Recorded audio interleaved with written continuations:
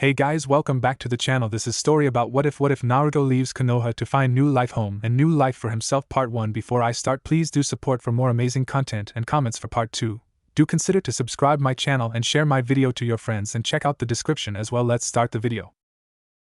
Nearly a week had passed since the retrieval mission for Sasuke Uchiha had failed and everyone that was on that mission nearly died. Tsunade, also known as the 5th Hokage, was sitting at her desk reading the report written by Shikamaru Nara, the team leader of the mission. She was in shock as she had read the report to find out that the 4 Genin and 1 Chunin were able to beat 5 highly skilled ninja with the help of Gaara and his brother and sister, of course. Sitting at her desk in shock, Tsunade leaned back against her chair and looked up at the ceiling, lost in her thoughts. At least they're not blaming the team for the failure of that mission. We're lucky that they even survived, thought Tsunade as she remembered when the team was brought back from their mission. Flashback. Tsunade was at her staring out her window lost in thought when Shizen had entered her office and told her that Shikamaru, Niji, Chuji, Kiba and Rock Lee were being taken to the hospital. They both instantly got up and left the office, heading straight to the hospital. Once they had gotten to the hospital, she had seen the 4 Genin in horrible shape. The moment she looked at them, she could tell that it wasn't going to be easy to heal their wounds. I need every medic nin available now. I don't care what they're doing. I also want the surgery room open as well, said Tsunade as several medic nins had rushed to the Genin's bodies. Wait, where's Naruto? Why isn't Naruto here? She said aloud, but as soon as the words came out of her mouth, the hospital doors burst open as Kakashi Hatake rushed to Tsunade with an injured Naruto on his back. The instant she had looked at Naruto, she noticed the 2 holes that his jacket had. She already had an idea as to what caused the damage Naruto received. Soon a medic nin had come with a stretcher and Kakashi gently set Naruto on it, and the medic rushed Naruto to the emergency room. Kakashi, tell me what happened, she asked him as he found himself staring at the floor. I was too late, Lady Tsunade. By the time I arrived, all I saw was the damage that was done to the area, he told her as he balled up a fist. I saw Naruto on the ground barely breathing. When I picked him up, I noticed the holes he had on his jacket. Once I saw that, I already knew what caused it, said Kakashi as he fell on his knees due to all the energy he spent trying to get Naruto to the hospital. Kakashi, said Tsunade as she looked at him. Kneeling down beside him, she could see the shame written in his eye. Sasuke used my own technique to try and kill him. I didn't think that he would have gone that far, said Kakashi as he punched the floor as hard as he could, causing the tiles to crack into pieces. As Tsunade looked at him, she knew anything she told him at the moment wouldn't help him. But at least she knew that he was a strong ninja. Actually, he was one of the best in the village. She had also known about the pain he went through with the loss of his teammates and sensei. And seeing how he was at this moment, she decided it was best to leave him alone while she tended to Naruto and the others. End flashback. Tsunade then leaned forward and grabbed the report that Naruto had given her yesterday. Since the Kyuubi had healed the life-threatening injuries, Naruto was able to leave the hospital quickly.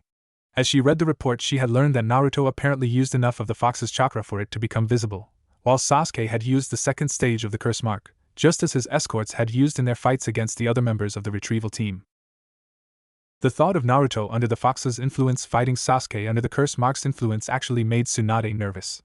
She did not even want to imagine a fight between 2 shinobi using such foul chakra. There were other details that worried her too. The main one was that his best friend had used the Chidori, a high-level assassination jutsu, on him. She knew how that technique had worked and how many people had died by the technique, but what had surprised her was the fact that Naruto managed to get hit more than once and live. And that ties into this, it seems, Tsunade thought as she put Naruto's report to the side and looked down at the message once again. She mentally cursed at the fact that the advisors had access to the mission reports. The message was quite simple. The advisors were suggesting that the entire retrieval team be given mental evaluations to ensure that they were all stable and fit for the life and duty of a shinobi. Tsunade knew the truth though. The advisors were not concerned about the mental stability of Shikamaru Nara, Chuji Akimichi, Kiba Inuzuka, Niji Hyuga, or even Rock Lee. They wanted to see if the Jinchuriki of the 9-tailed demon fox was mentally stable. Now that their mental stability has been called into question, I'm going to have to order the evaluations to be done, thought Tsunade. She hoped that she didn't have to order the evaluations, but she knew that they would be able to force the issue if she did not order the evaluations to be done. With the support of the clan heads and the Jounin commander, the advisors would be able to overturn the Hokage's vote. Grandfather wanted to make sure that the Hokage could not actually become all-powerful.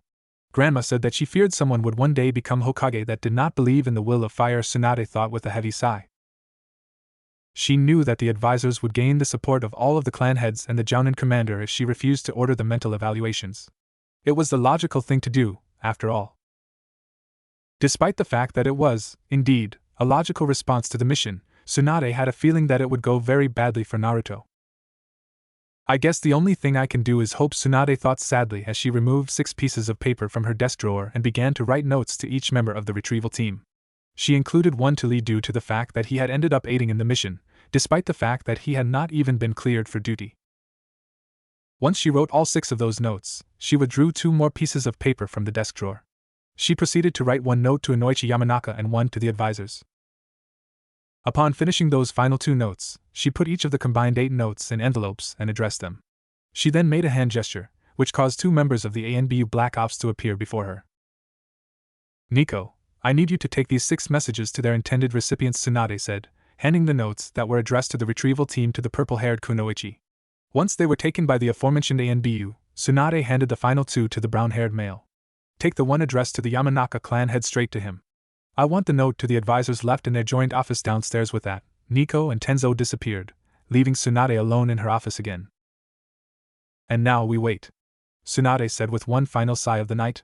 In 12 hours, the mental evaluations would begin. A thought crossed her mind at that point, causing her to smile briefly in amusement. Naruto would be very annoyed as soon as Nico gave him the note. He had just gotten out of the hospital, and it seemed that he would have to return the next day to have a session with Inoichi. Oh yes, she would be incredibly annoyed as a result of that. Sometime later at the Yamanaka residence. Do you have a message for me? Inoichi Yamanaka asked, glancing at the doorway of his study the instant a new chakra signature appeared. He was one of the best censors in the village, so it was unlikely that anyone would be able to sneak up on him. Unless the man was distracted, naturally, of course. Lady Hokage asked me to present this to you, Tenzo said as he approached the Yamanaka. Inoichi's study was exactly as one would imagine a study to look. The walls were lined with bookshelves, and the only actual furniture in the room consisted of a comfortable chair and a desk. It was brightly lit too, which one would expect from the owner of the most successful flower shop in the village. While Tenzo took note of his surroundings, Inoichi seemed to have something on his mind. That's strange. Why would Lady Hokage send me a message so late at night? I never leave the village to go on missions, and if I was needed for an important interrogation, then the note would be from Ibiki, Inoichi thought. Breaking away from his thoughts, Inoichi took the note and began to remove it from the envelope. By the time the note was out of the envelope and unfolded, Tenzo had already left the estate. Inoichi did not notice though. He had already begun to read the note. Inoichi Yamanaka. I am in need of assistance from the Yamanaka clan. As the head of your clan, I trust that you can provide the assistance that I need. In short, I am ordering mental evaluations to be done on the team that went to retrieve Sasuke Uchiha. The evaluations will be to determine if the members of the team are mentally stable and fit for the duties and responsibilities of shinobi of the Hidden Leaf Village. I'm sure you can guess why I need these evaluations done, seeing as your best friend's sons took part in the mission. The shinobi that I need evaluated are Shikamaru Nara, Chuji Akimichi, Kiba Inuzuka, Niji Hyuga, Rock Lee, and Naruto Uzumaki. You may use any means necessary to evaluate them. I understand that it is much quicker to use your mind jutsu to evaluate one of your patients. If at all possible, I would like you to be the one that evaluates Naruto Uzumaki's mental stability. I have 2 reasons for this request. The first is because I trust you more than any other Yamanaka. The second is because Naruto needs to be handled very carefully. I'm sure that you can imagine why. For the others, you are free to delegate the tasks of the evaluations as you see fit. Keep in mind that Chuji Akimichi and Niji Hyuga have yet to be released from the hospital. They are close enough to being released that the evaluations may be done without worry though. Now I leave the rest up to you. If you have any questions, contact me tomorrow morning. Oh, and I already sent messages to them to tell them about the evaluations. They will be at the hospital at 8 in the morning. Thank you for your time. Tsunade Senju Noichi took a deep breath as he finished reading the note. It was not exactly what he was expecting, but it was perfectly doable. He immediately went to the task of finding the shinobi to perform the evaluations. He had already decided that he would only have 2 helpers in the task. He was certain that Shikamaru and Chuji were mentally stable, so he would have one of his subordinates do a standard mental evaluation on them. He would have the same person evaluate Niji due to the fact that the young Hyuga prodigy had recently undergone thorough mental evaluations from his cousin, Santa Yamanaka. Speaking of Santa, I'll have him evaluate Kiba Inuzuka and Rock Lee. I don't even want to see what's inside the mind of Mike Guy's favorite student. That would give me nightmares for a few months at the very least, Inoichi thought. He was exaggerating in his thoughts about the nightmares, in all actuality.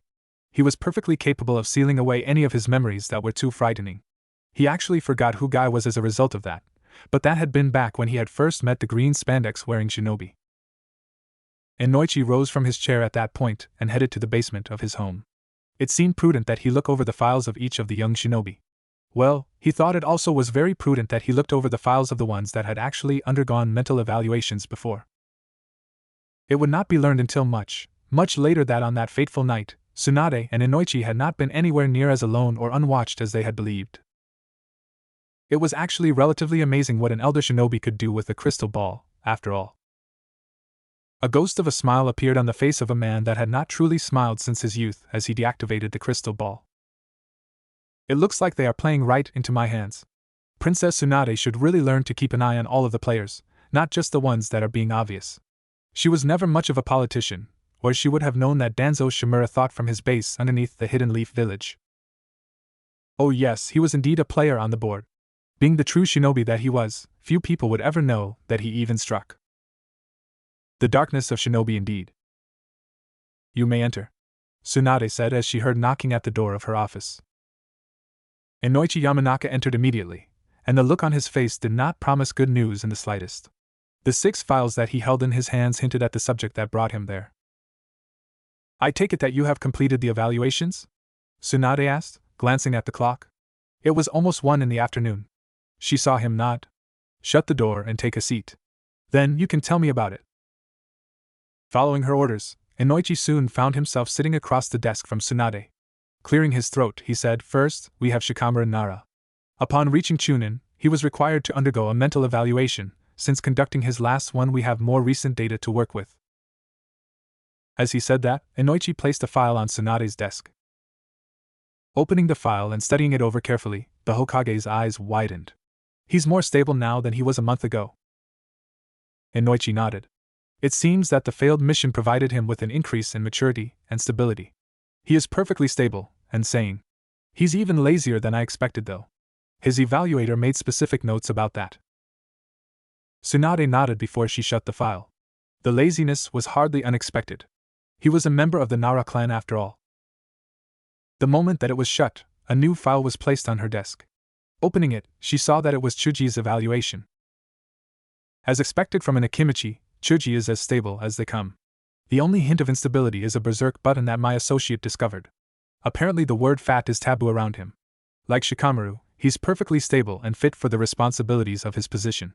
Inoichi concluded as he picked the next file from the stack and gave it to Tsunade. Shutting Chuji's file and taking the new file that Inoichi offered, Tsunade realized that the third evaluation was over Niji. Similar to Shikamaru, his file contained multiple evaluations. It actually contained 17 evaluations, which would have surprised her under normal circumstances. It did not at that moment, though. She knew that Niji Hyuga had experienced great trauma due to his father's death, along with the usual trauma that a sealed Hyuga experienced growing up. The first time that Niji was evaluated, he was mentally unstable enough that he was unfit for the duties and responsibilities as a shinobi. Every evaluation after that was better than the one before it, though. He is currently even more stable than Chuji is. I suspect that learning the truth about his father had something to do with the increase in stability. Inoichi explained. That's good to know, Tsunade thought. She shut the file at that point, readily accepting the 4th file. She was not surprised when she saw that it was not Naruto's file. It seemed that he was saving that one for last. Kiba Inuzuka was one of the 2 genin that my cousin Santa Yamanaka evaluated. The evaluation is not very detailed at all due to the difficulties in evaluating a member of the Inuzuka clan. The simple answer in regards to Kiba is that he is as mentally stable as a member of the Inuzuka clan can be, Inoichi said. He then handed Tsunade the second to last file. Tsunade shuddered upon looking inside the new file. It was Rock Lee's file. As much as it worries me to say this, Lee is perfectly stable, Inoichi said, shocking Tsunade. Though Lee is eccentric, he is actually quite stable. He's as stable as Niji Hyuga at any rate, he replied. I don't want to ask any more about him, Tsunade said as she closed the file and stacked it with the other 4 files. Now, I want to hear about Naruto's evaluation, she asked. Inoichi hesitantly handed Tsunade Naruto's file and said, Lady Hokage, I regret to inform you that Naruto Uzumaki is mentally unstable and unfit for the duties and responsibilities of a shinobi of the Hidden Leaf Village. It is my recommendation that Naruto be stripped of his rank and removed from the ninja corps for no less than 2 years, after which he could be required to be re-evaluated," said Inoichi. That had Tsunade's attention and anger. She could not believe that Inoichi had said that. It was even worse that the file matched his assessment perfectly. "You've got to be kidding me. What do you mean by that?" Tsunade asked in anger. Naruto Uzumaki suffered a traumatic childhood of isolation. He never had a family of any kind, and he was never taught the things a parent would teach a child. The stunted development as a result of all that has caused him a certain degree of mental instability. The impact of learning what he carries inside him, using its chakra, and fighting his best friend in what was nearly a death match has worsened his mental instability to dangerous levels. As it is, I fear for our village if he remains a shinobi. As a Jinchuriki, his instability is far more dangerous than that of a normal shinobi," Inoichi answered, not backing down in the slightest. Tsunade closed her eyes as she thought about everything that Inoichi said. She barely held back the tears at the realization that Inoichi was correct. He would not have given that assessment to her if he had not believed that it was 100% accurate. "I hope you can forgive me, Naruto," she thought, as she already imagined how he'd take the news. "You may leave now, Inoichi," Tsunade said, surprising him. "I cannot refuse your recommendation, especially not when it was given as a result of my own orders. Following the laws that my grandfather set forth, I have no choice but to go through with the recommendation. I will inform Naruto myself," Tsunade said. She felt a small part of herself die on the inside just by speaking those words. As soon as Inoichi was gone, Tsunade sent one of her ANBU bodyguards to escort Naruto there. After a few minutes the door opened. "Hey Granny Tsunade, did you need something? And can we hurry this up? I was just about to head out for some ramen," said Naruto, as he closed the door behind him. Tsunade looked at him for a moment. She couldn't believe what she was gonna do to the young blonde in front of her. "Naruto, sit down," Tsunade said sadly as she looked at him with such sadness in her eyes. Naruto didn't know why, but he felt noticeably nervous. No one ever asked him to sit down when they were delivering good news, after all. Nonetheless, he sat down in the chair across from Tsunade without question. "Naruto, I need to talk to you about the mental evaluation that Inoichi Yamanaka performed on you earlier today," Tsunade said. "Why do you want to talk about that? He said that he'd tell you all about it," Naruto asked. It was clear at that moment that he was not aware of the actual results of the evaluation. She was not surprised though. That was not the type of thing Inoichi would have felt comfortable telling Naruto about. Tsunade took a deep breath before she uttered the worst possible news ever to him. "Naruto, your evaluation showed that you are mentally unstable and unfit for the duties and responsibilities of a shinobi of the Hidden Leaf Village. It has been recommended that you be stripped of your status as a shinobi of the Hidden Leaf Village for a period of no less than 2 years. After those 2 years are up, you can undergo another mental evaluation. If, at that time, you are found to be stable and fit for the duty of a shinobi of this village, then you will be made a genin again. I am sorry, but I am going through with this recommendation," said Tsunade as she soon saw the blonde's reaction to the news. As for Naruto, he was astonished. He couldn't believe at what she had just told him. His dream to become Hokage, the promises he made to Niji and Sakura and all the others as well had just shattered. Naruto felt like Sasuke had just shoved another 2 Chidoris into his body, if not worse. After a few seconds, Naruto put his head down, trying to hold all his tears in.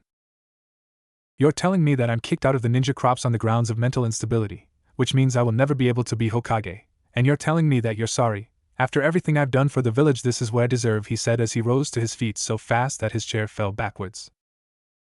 "I'm sorry, Naruto, I don't have a choice. This is what has to be done. After everything that you've been though, and everything that has happened recently, the village thinks that this is for the best," said Tsunade as she tried to keep it all together.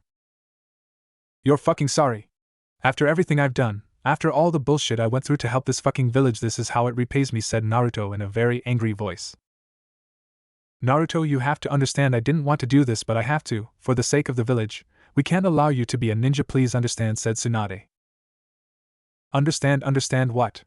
You took my dream, the only thing I had. It was the only thing that kept me sane. After all the beatings, the names, the looks, being Hokage was everything to me, and you crushed that, and you're sorry for that," he said, even angrier than before. But just before Tsunade was gonna speak, Naruto turned around and untied his headband and muttered the words, "I hope this village burns," as he kicked the door open and exited the Hokage manor. The last Senju was visibly shaking as the tears slowly fell from her eyes. "I'm so sorry, Naruto." As Naruto walked back to his apartment, he still couldn't believe what happened. He had so many mixed feelings of anger, sadness, pitiful, depressed, and so much more. He personally never considered the possibility that he would be considered mentally unstable though. It was not exactly common for a shinobi to be declared unstable enough to warrant removal from the ninja corps, after all. And what hurt the most was the fact that even if the 2-year period anyone that was removed from the ninja corps due to mental instability was ineligible for the position of Hokage at any point in their lifetime. After some time he finally arrived to his apartment. He sadly entered his apartment, and quickly closed the door. He then went to his room, not even bothering to change his clothes. He laid on the bed looking at the ceiling. Naruto was certain of one thing at this moment: he truly did hate Tsunade. That was the only way he could describe his feelings towards her at that moment. She had betrayed him in the most unimaginable way. Sure, he might not have been banished or anything, but he suspected that such an action would have been less cruel. Soon tears went down his face as he tried to sleep, but it was no use for him. It truly the worst day of his young life. Why Kazan? At the memorial stone. As Naruto was crying himself to sleep, Kakashi was standing in front of the memorial stone near the third training ground. Kakashi kept looking at his best friend's name on the stone. Naruto had reminded him about Obito so much. At this moment, that wasn't the only thing he was thinking about. He had been headed to talk to Tsunade a short while ago about the arrangements of Jiraiya taking Naruto away from the village on the training trip that had been planned. Consequently, Kakashi had just passed Naruto when he went up the stairs. He noticed the sad and angry look that Naruto had as he passed him. So when Kakashi went to the office, he had noticed the door was on the floor. He then saw the saddened face of Tsunade as he entered. After that, Tsunade told him everything that had happened and what Naruto had told her. If I had been in his position, I would have said worse, much worse, Kakashi thought. Kakashi did not agree with Tsunade's actions in the slightest. He believed that Inoichi Yamanaka's assessment was clearly wrong as well. He was Naruto's sensei, and knew him better than anyone alive. There was no way that Naruto was mentally unstable. Well, there was no way that he was mentally unstable enough to warrant removal from the ninja corps, at least. There's something going on here that I know for sure. Naruto couldn't have failed that mental exam. Inoichi knows how hard Naruto life's been, and he know how Naruto can be, so why fail him? Kakashi thought. It wasn't that he did not trust Inoichi, but something was amiss. He just wasn't sure what. He did not like the prospect of anything going on that he was incapable of seeing either. Having the Sharingan made him used to being able to see through anything, including ninjutsu, genjutsu, taijutsu, and deception. But one thing was for certain to Kakashi at that moment though. I need to get a message to Lord Jiraiya, Kakashi thought as he looked towards the horizon. If my plan is to work, I'll need some help. His eyes went back to the memorial stone the second after those thoughts passed. His eyes immediately went to the name of his sensei with a practiced eye. Very few people could locate a name on the stone without a second thought, and Kakashi was one of them. No one spent more time at the stone than he, after all. Minato-sensei, Kushina, what would you have done if you were here to see this? Thought Kakashi as the image on his sensei and his wife came into his mind as he rushed through the horizon. It's been exactly 2 weeks since Naruto had gotten the news that he was kicked out of the ninja crops, and his dream of becoming Hokage was crushed. Since then Naruto had stayed in his room. He tried to go to the training grounds to release some anger, but just as he arrived the gate guards had stopped him. They even bring out a few kunai to show that they were serious. It seemed that the Hokage had given orders to prevent him from leaving. It was now 10 o'clock in the morning on the 10th of October, his 13th birthday. Naruto had hoped at least some of his friends would have at least visited, but no one had showed. But in a way he was thankful that his only visitors had been Irika Yumino and Sakura Haruno. Even though he was thankful for that least, he hated the fact that every time he saw Sakura he felt that he had let her down completely at the same time. He could not face her after he realized that he would most likely never be able to bring Sasuke back. Sakura had told him plenty of times that it was alright and that he tried his best. But Naruto knew that was a lie. He could see the sadness and anger that she held, and that alone made Naruto feel even worse. Naruto then remembered a third visitor that he had. It was Konohamaru Sarutobi. Apparently the young Sarutobi had not cared what anyone thought, and had no problem going to see the unstable demon. Naruto also couldn't help but laugh a bit when Konohamaru had told him that he was gonna be the 6th Hokage for him. Naruto was happy that someone would keep his dream alive. But after 3 visits from Irika, 2 from Sakura, and 2 from Konohamaru, Naruto felt another great source of pain. Despite those visits, none of his other classmates were coming to see him. Kakashi had not visited him either, but he heard that Kakashi was busy with missions. His classmates were apparently only doing D-rank missions though. He remembered Sakura telling him that Hinata tried to visit him, but every time she got even near his apartment the guards told her to go away. And to make matters worse for her, her father demanded that Naruto stay under house arrest until he was mentally stable. And what was even worse was the fact that Tsunade had agreed to it, so Naruto wasn't even able to leave his own house.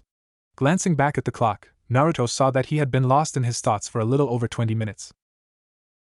It's not like I have anything better to do, seeing as I can't train and I can't even leave my own freaking house. I might as well sew some push-ups or something, just in case the villagers de-ice that. I'm better off dead than just staying here, thought Naruto as he began to exercise. After 2 hours had passed, it was a little bit past noon. Naruto was surprised as the air before him shimmered as he turned around and saw his teacher Kakashi Hatake had entered the apartment. Hey Naruto, still training I see, said Kakashi said casually. Though he spoke casually, there was no doubt by the look in his visible eye that he was not his usual carefree self. The man standing before him was the copy ninja, not the carefree man that read erotica in public. Kakashi-sensei, what the hell are you doing here? I thought you'd be on a mission or something? Said Naruto in a surprised voice. He was so surprised to see his ex-teacher that if he had not been caught off guard, then he would have stopped himself from using the suffix with Kakashi's name. He was not required to address Kakashi as his sensei, after all. I came to see my favorite student. After all, it is your birthday today. I'd have been here sooner, but I've been busy, Kakashi said as he flipped the light switch, momentarily blinding Naruto. It also took a little bit to get all 4 of your ANBU watchers with my Sharingan. I'd hate for them to report that I dropped by, he said as he looked at his student. What are you talking about? Naruto asked. The prospect of ANBU watchers made him worried. The Hokage has assigned a team from the ANBU Black Ops to watch you. She wants to make sure that you don't commit harakiri or run off, I guess. That's just a guess though. We haven't talked about you in our occasionally conversations, Kakashi replied. Anyways, I have incapacitated all of your watchers for the next 24 hours using my Sharingan. They won't remember a thing either, so we're both in the clear for today. That last part truly got Naruto's interest. His words kept Naruto's curiosity active. Kakashi-sensei, what are we both in the clear for? Naruto asked. Well, you'll be happy to know that you're not the only one who didn't like the Hokage's decision. I cannot stand by and let her treat you like this, Naruto. And I'm not the type of guy to ever abandon my students, after all, Kakashi said. He then let out an exasperated sigh. At the same time, I know that it would be impossible to get her to revoke your removal from the Ninja Corps. If it was possible, Iruka would have already done so. I hear that he's tried, he said in a calm voice. Naruto felt a warm feeling inside at the thought of his Chunin-sensei and Jounin-sensei doing what they could to help him. It did not lessen the anguish at everything else that had happened, but it did make it easier to bear. But Naruto, I'm just not here to chit-chat. I need to ask you a question as well, said Kakashi in a serious voice. Ask me what? Replied Naruto. Now that you're no longer a ninja in this village, you have an obligation to it anymore. But do you want to continue on the path you are currently on? Kakashi asked in a voice that stressed the seriousness of the situation. As for Naruto, thinking back to the even more numerous looks of hostility that he received in addition to the numerous people of the village that ignored and avoided him when they could, Naruto shook his head.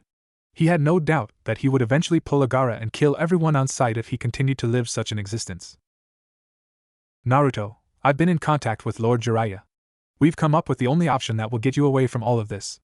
You're going to have to do a lot of work if you agree with this plan, and you will have to completely start over if you agree to it, and if you choose to go, Lord Jiraiya told me to give you this, said Kakashi as he gave Naruto a scroll. What's this? Asked Naruto before he replied to Kakashi's question. He didn't tell me what it was for, he just told me to give it to you, and he also said that once you leave he'll try to contact you again as soon as he can. So what's your answer, Naruto? Said Kakashi, waiting for a reply. What's the plan? Said Naruto without hesitation, as he quickly grabbed his backpack and gathered a few of his belongings. To put it simply, all you would have to do is leave the land of fire. Much like the retrieval team could not chase after Sasuke once he crossed the border, Kakashi said, making Naruto look even more confused. What's wrong? He said as he noticed had Naruto stopped packing his things in his backpack. The gate guards stop me every time I try to go outside of the village to train, Naruto explained. That's true, but there aren't any guards at night. At this moment the only person they don't want to leave is you, and there are 2 things that would normally prevent you from simply walking out at night. The first is the ANBU watchers that I've already incapacitated. The second is a special barrier ninjutsu that surrounds the village. I made a seal that will allow you to walk through the barrier without alerting anyone though. I know the codes to the barrier from my time in ANBU, so integrating them in a seal was easy enough, Kakashi countered. And before you ask, the reason that the barrier would detect you when it did not detect Sasuke is because the barrier has recently been set to alert the barrier team if your chakra makes contact with it. This seal will override the alerts though, so no one will know that you left until your ANBU watchers wake up, said Kakashi as he finished explaining this plan. As he finished saying that, Kakashi handed him a highly detailed seal on a slip of paper. As long as you have the seal in your possession, you will be able to pass through the barrier undetected. Please destroy the seal once you are out of the land of fire. That is the only illegal thing I'm doing to help you get out of here. If you destroy it, there will be no proof that I aided you. You seem sure that I'm going to leave, Naruto said as he looked at the seal. And you aren't? Kakashi asked, thought it sounded more amused than curious. Of course I am, but that's not the point, Naruto said as he looked up from the seal at Kakashi. So how am I actually going to get out of the village? I still have to make it to the gates without being seen, which is easier said than done. That's why I brought this, Kakashi said as he removed a scroll from his hip pouch and gave it to Naruto. I acquired some new clothes for you. They're actually more to help you get out of the land of fire without attracting attention than anything, though. To actually get outside of the village, I recommend that you do something a bit more ninja. I'm sure you know what I mean. Surprisingly, Naruto caught the hint and managed a small smile at the idea. Thank you, Kakashi-sensei, said Naruto as he looked at his former teacher. I meant what I said earlier. I'd never abandon my students, but before we begin there's something else I have to tell you and I want you to promise me one thing, Kakashi said, glancing back at Naruto. What is it? Naruto asked. Well, the first thing I have to tell you is about your parents. I was hoping to tell this when you were older, but seeing as the Hokage and council ruined that, I see no point in hiding it anymore, said Kakashi as he looked at Naruto. My parents, you knew them. What were their names? Asked Naruto as he dropped everything and looked at Kakashi. Your father's name is Minato Namikaze. You knew him as the fourth Hokage, the man who sealed the QB inside you. As for your mother, her name was Kushina Uzumaki. She was a kunoichi who lived at the Whirlpool village, but when it got destroyed she was sent here to live, said Kakashi as he noticed Naruto's eye widen. But why wasn't I told this sooner? Is the village hiding anything else from me? Said Naruto, feeling that the village he cared so much about would hide so much from him. It was because of the Third's law. If anyone knew you were Minato-sensei's son, many countries would have tried and killed you, maybe even worse. Lord Third didn't want that to happen, so after the death of your parents it was decided that you would get your mother's maiden name Uzumaki. That way no one would have guessed your connection to the fourth. I'm sorry for not telling you this sooner, Naruto. But it was one of the main reasons why I wanted to be your teacher, from the very first moment I saw you. You remind me so much of your father. I hope you can forgive me, said Kakashi as he put a hand on Naruto's shoulder. Naruto then smiled before answering. Don't worry, Kakashi, I forgive you, but at least I know their names though, and I was proud to have been your student. But what was the other thing you told me to promise you? Said Naruto. I want you to promise me that you'll try to be happy. A miserable life isn't much better than death, after all, Kakashi said. I promise, said Naruto as Kakashi nodded his head before the silver-haired Jounin was now nowhere in sight. 10 hours later. 10 hours later, Naruto had not been visited by anyone else, but that had been a good thing, apparently. He had spent the entire time packing what he wanted to take care with them, and had sealed his belongings and some of the scrolls he owned. By the time 10 o'clock rolled around, Naruto's apartment was void of his belongings. As soon as someone entered, it would be clear to them that Naruto was no longer staying there. The only actual personal effect that Naruto left behind were a few pair of clothes that he owned. He decided to take the clothes that Irika had given him a few months back. Since he hadn't actually worn them, it would be harder for them to track him.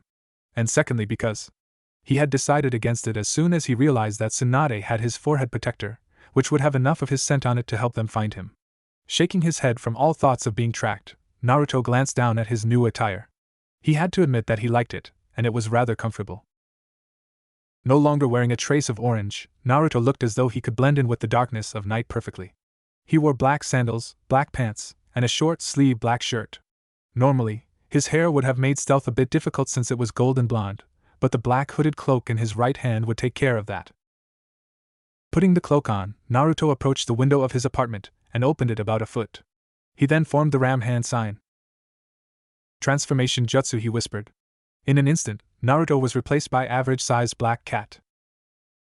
It was at that moment that Naruto was thankful that the transformation jutsu allowed its user to actually turn into something, or someone else.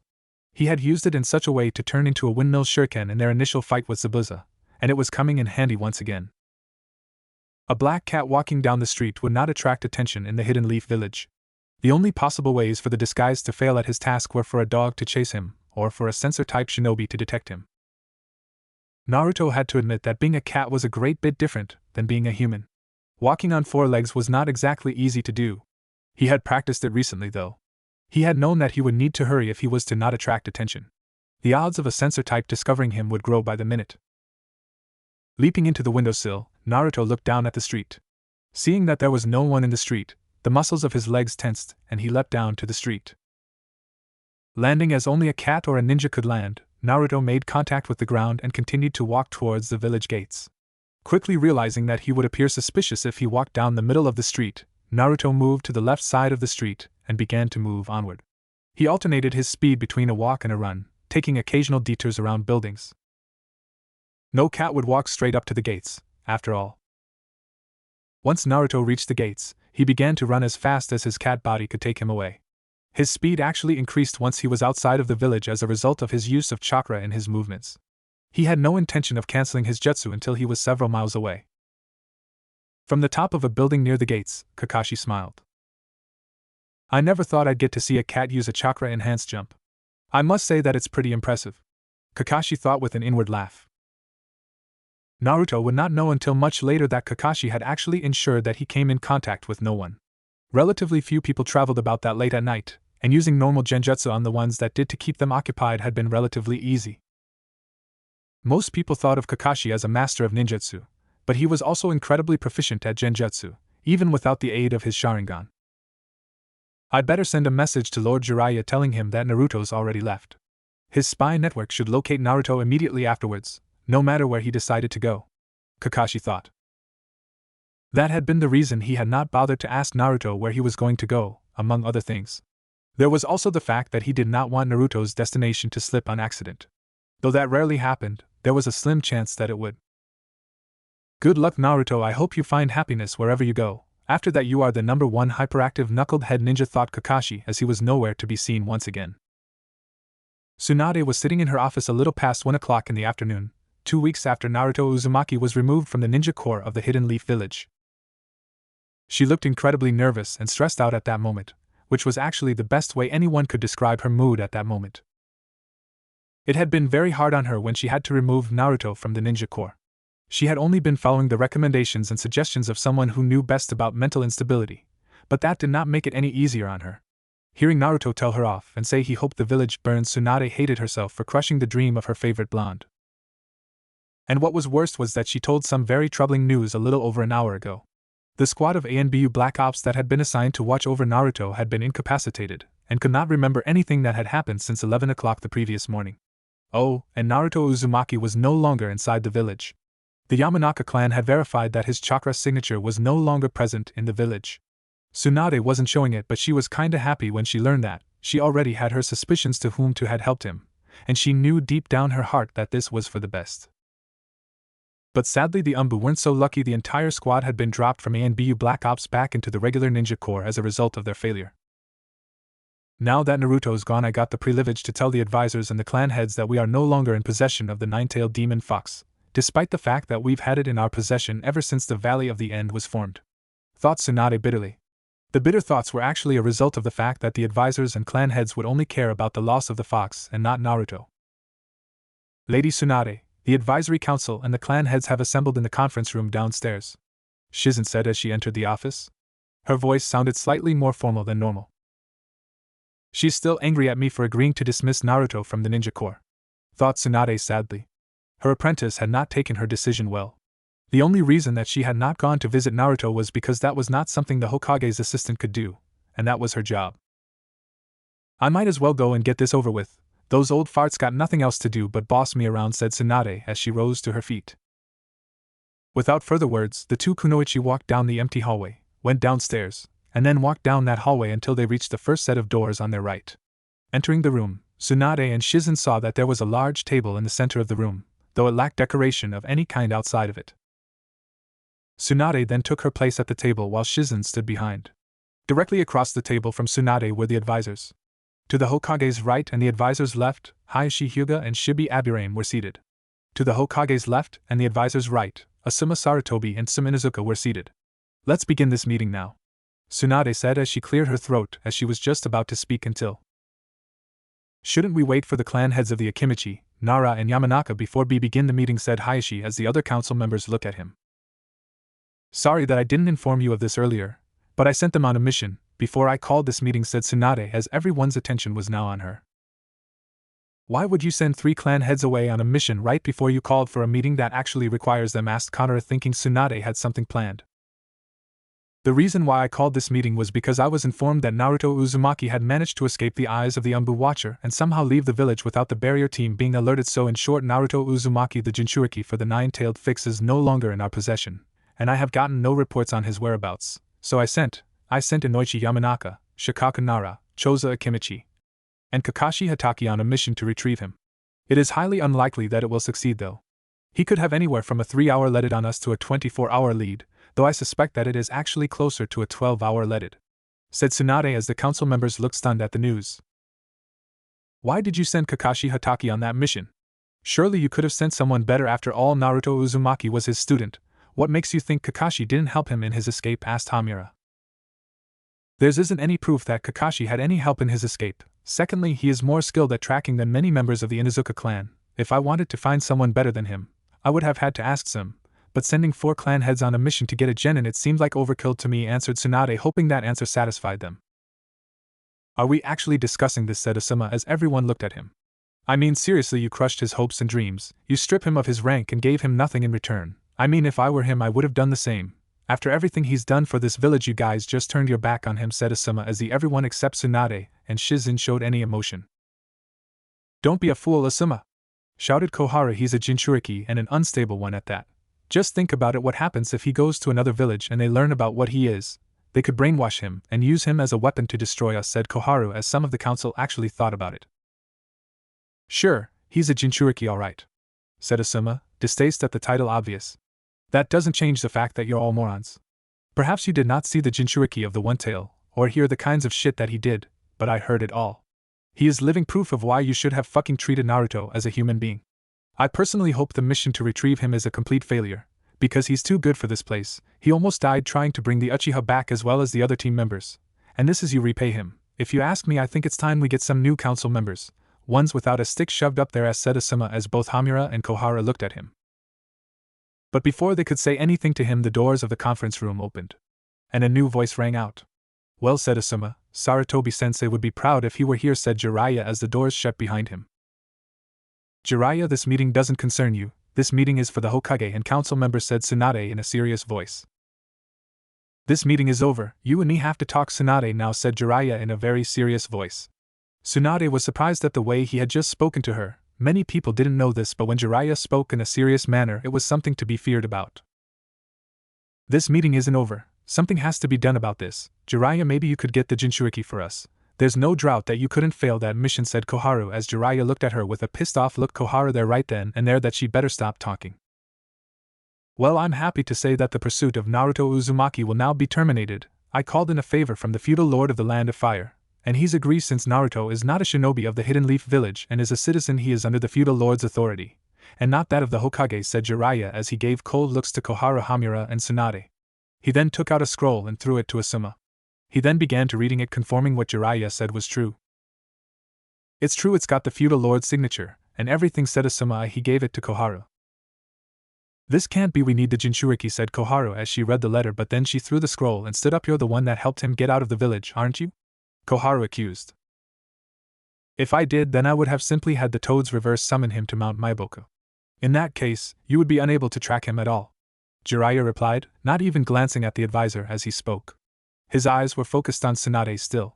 And you, Tsunade, read up on the laws next time you remove someone from the ninja corps. You can't go from being a legal adult back to being a child. It just doesn't work that way, said Jiraiya as he leveled a glare at his kunoichi teammate. There was no doubt that he was furious at her. You already know where to meet me, Tsunade, said Jiraiya as he looked coldly at her. Oh, but before I go, I was just going to inform you that information on Akatsuki is no longer the business of this village due to the fact that you don't even have a Jinchuriki, and since I own the spy network of the village, I'm taking that away as well. Goodbye, said as he poofed in smoke, indicating that he was a shadow clone. He sent a shadow clone, thought Tsunade in shock. She was still trying to process everything when Asuma busted up laughing. What's so funny? Asuma asked. She would have enjoyed a good laugh. As it was, she was still feeling indifferent to the situation. She did not really know Naruto Uzumaki at all, after all. You'll figure it out soon enough, Asuma said between fits of laughter. Tsunade understood why he was laughing immediately. The feudal lord had outplayed her and her advisors. In addition to that, she had just lost Jiraiya and his spy network. It was not as if he was an active ninja, after all. But unknown to Tsunade and the council members, they weren't the only ones having a decision about Naruto's escape from the village. Dajimu, Terai, you three are to begin tracking down Naruto Uzumaki.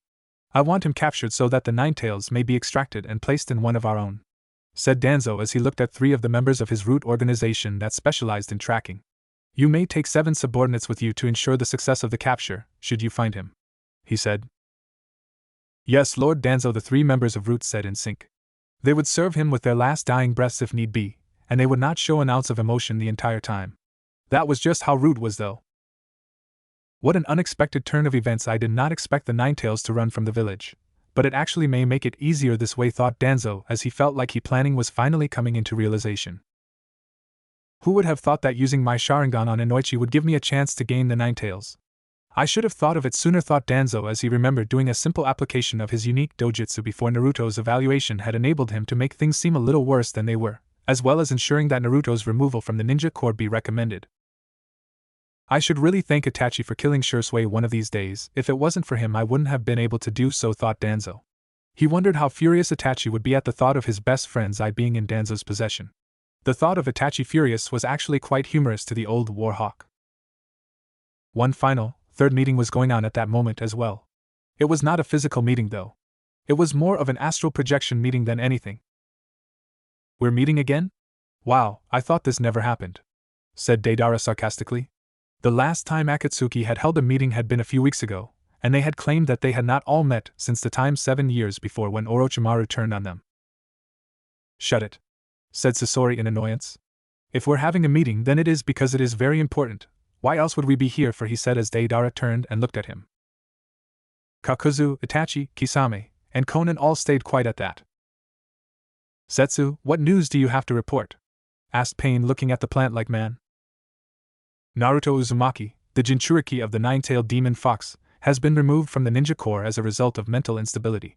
He actually left the village sometime last night. It appears that he is headed to the Land of Waves. Setsu's black half answered. His white half was being quiet at that moment. We can capture him real easy then, Kisame said as he looked at Itachi. No, we cannot, Pain said, surprising everyone except Setsu and Konan. He must be sealed last. Capturing him now, as appealing as it is, would be pointless. We would have to watch over him closely to make sure he did not die before we were ready for him.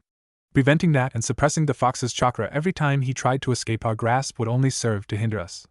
Instead, we will wait and capture him after we have at least 6 of the others sealed. Restraining him while we seal the last few would not be as difficult. I see, Itachi said with a nod. As the meeting continued, the team of Inoichi, Shikaku, Choza, and Kakashi remained unaware that their mission was already a failure, except for Kakashi, who hoped that Naruto had already made it out of the border and was now somewhere safe. But just as that thought went across his mind, Naruto stood at the graves of Zabuza Momochi and Haku of the Yuki clan in the Land of Waves. Letting out a yawn, Naruto removed the only blank scroll in his possession from his hip pouch. Once he was done there, he had every intention of going back to Tazuna and Tsunami's house to get some rest before he left the Land of Waves. It was nice being treated as a hero, but Naruto did not want to stay in any one place for too long without good reason. Once he finished drawing a basic storage seal on the scroll, he walked over to the 2 graves and placed his hands around the hilt of the sword behind the one to the right. Using all of his strength, he pulled Zabuza's sword from the ground and carried it to his prepared scroll. After the mission to the Land of Waves several months back, Naruto had read up on the 7 ninja swordsmen of the Hidden Mist, and he had learned that all of the swords were incredibly valuable to the Hidden Mist village. From what Naruto had heard, the village had actually lost all of the swords at one point. He was unsure if they had recovered any of them since that particular book had been published, but he was sure that they would pay a large amount for Zabuza's sword. With that money, Naruto would be able to cover his life expenses for a while. It was not as if he was just trying to get rich quickly. He'd probably be furious if we had told him we were going to use his sword as a grave marker too, thought Naruto as he glanced at the grave one last time before sealing the sword away.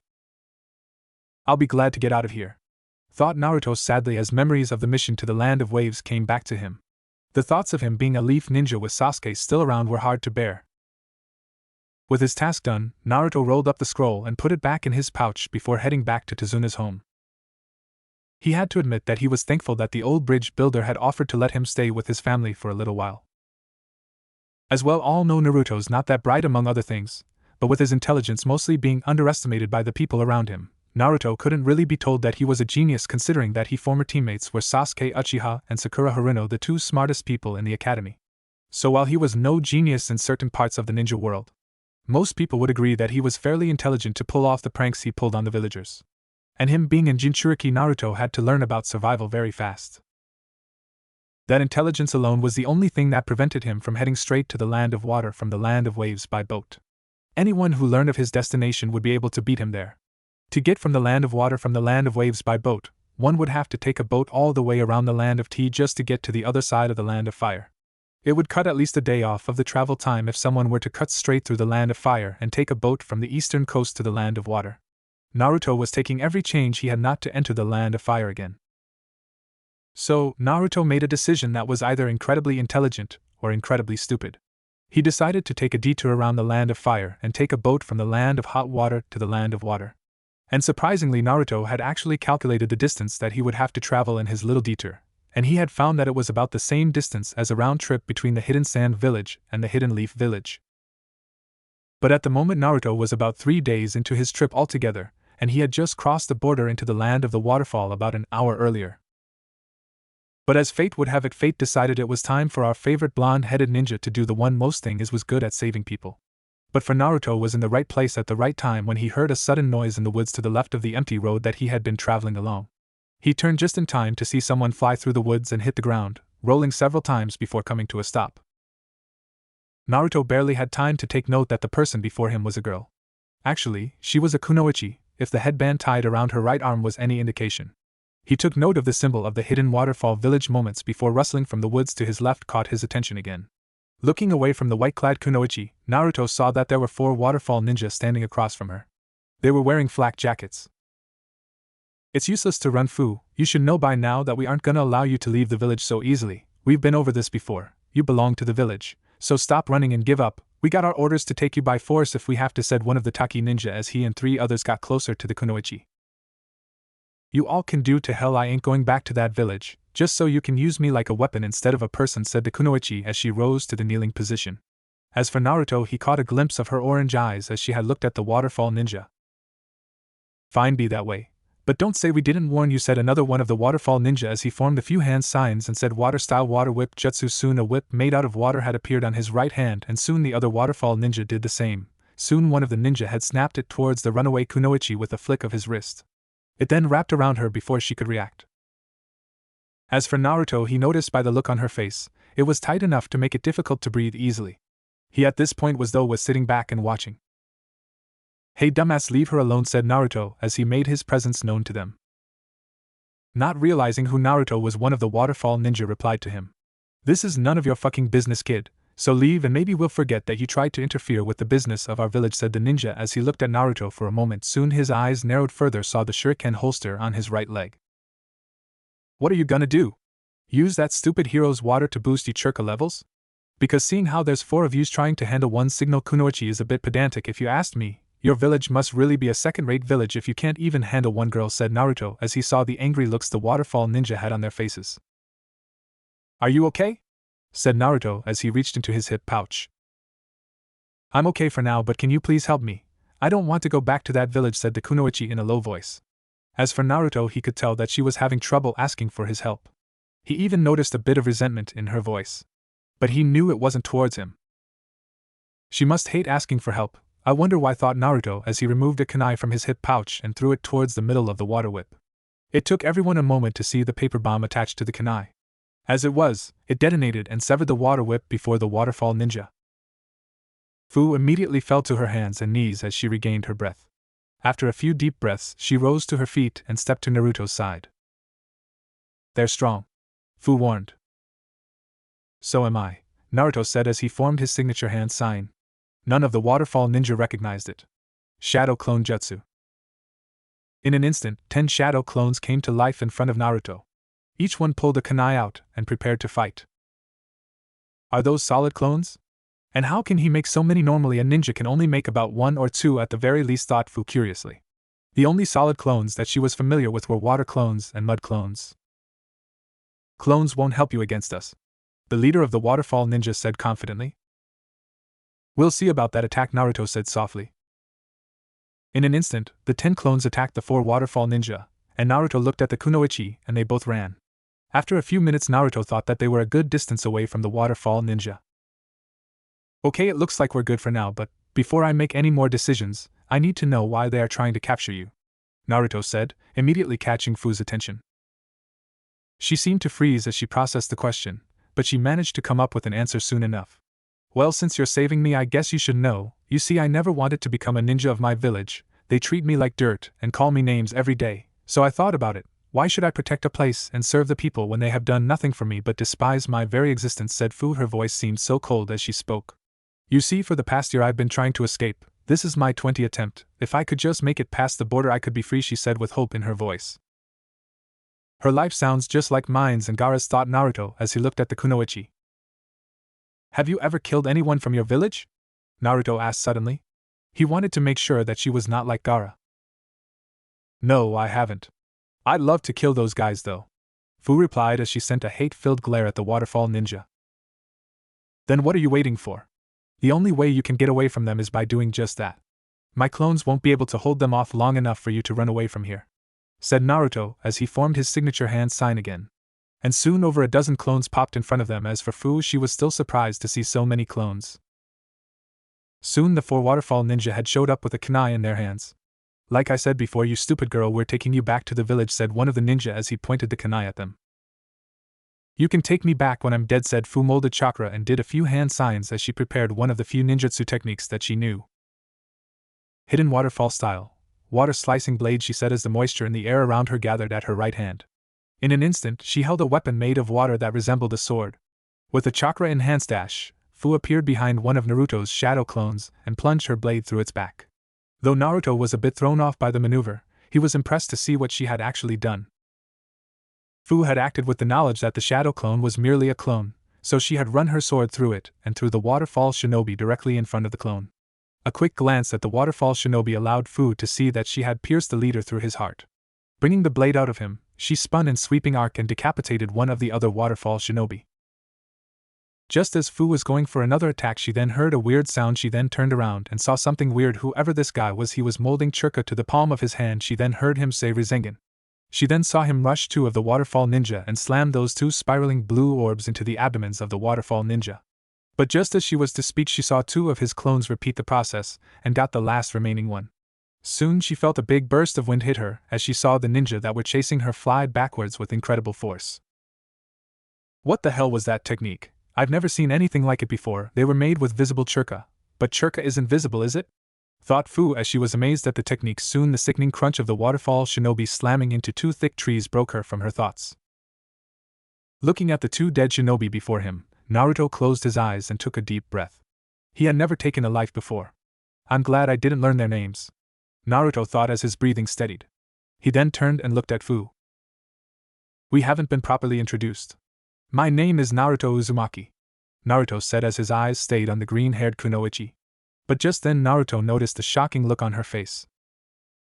Wait, did you just say your name was Naruto Uzumaki? Then Naruto Uzumaki, who saved the village from Suyan, who tried to use the hero's water to try and take over the village, said Fu as she couldn't believe that she was meeting the hero of her former village.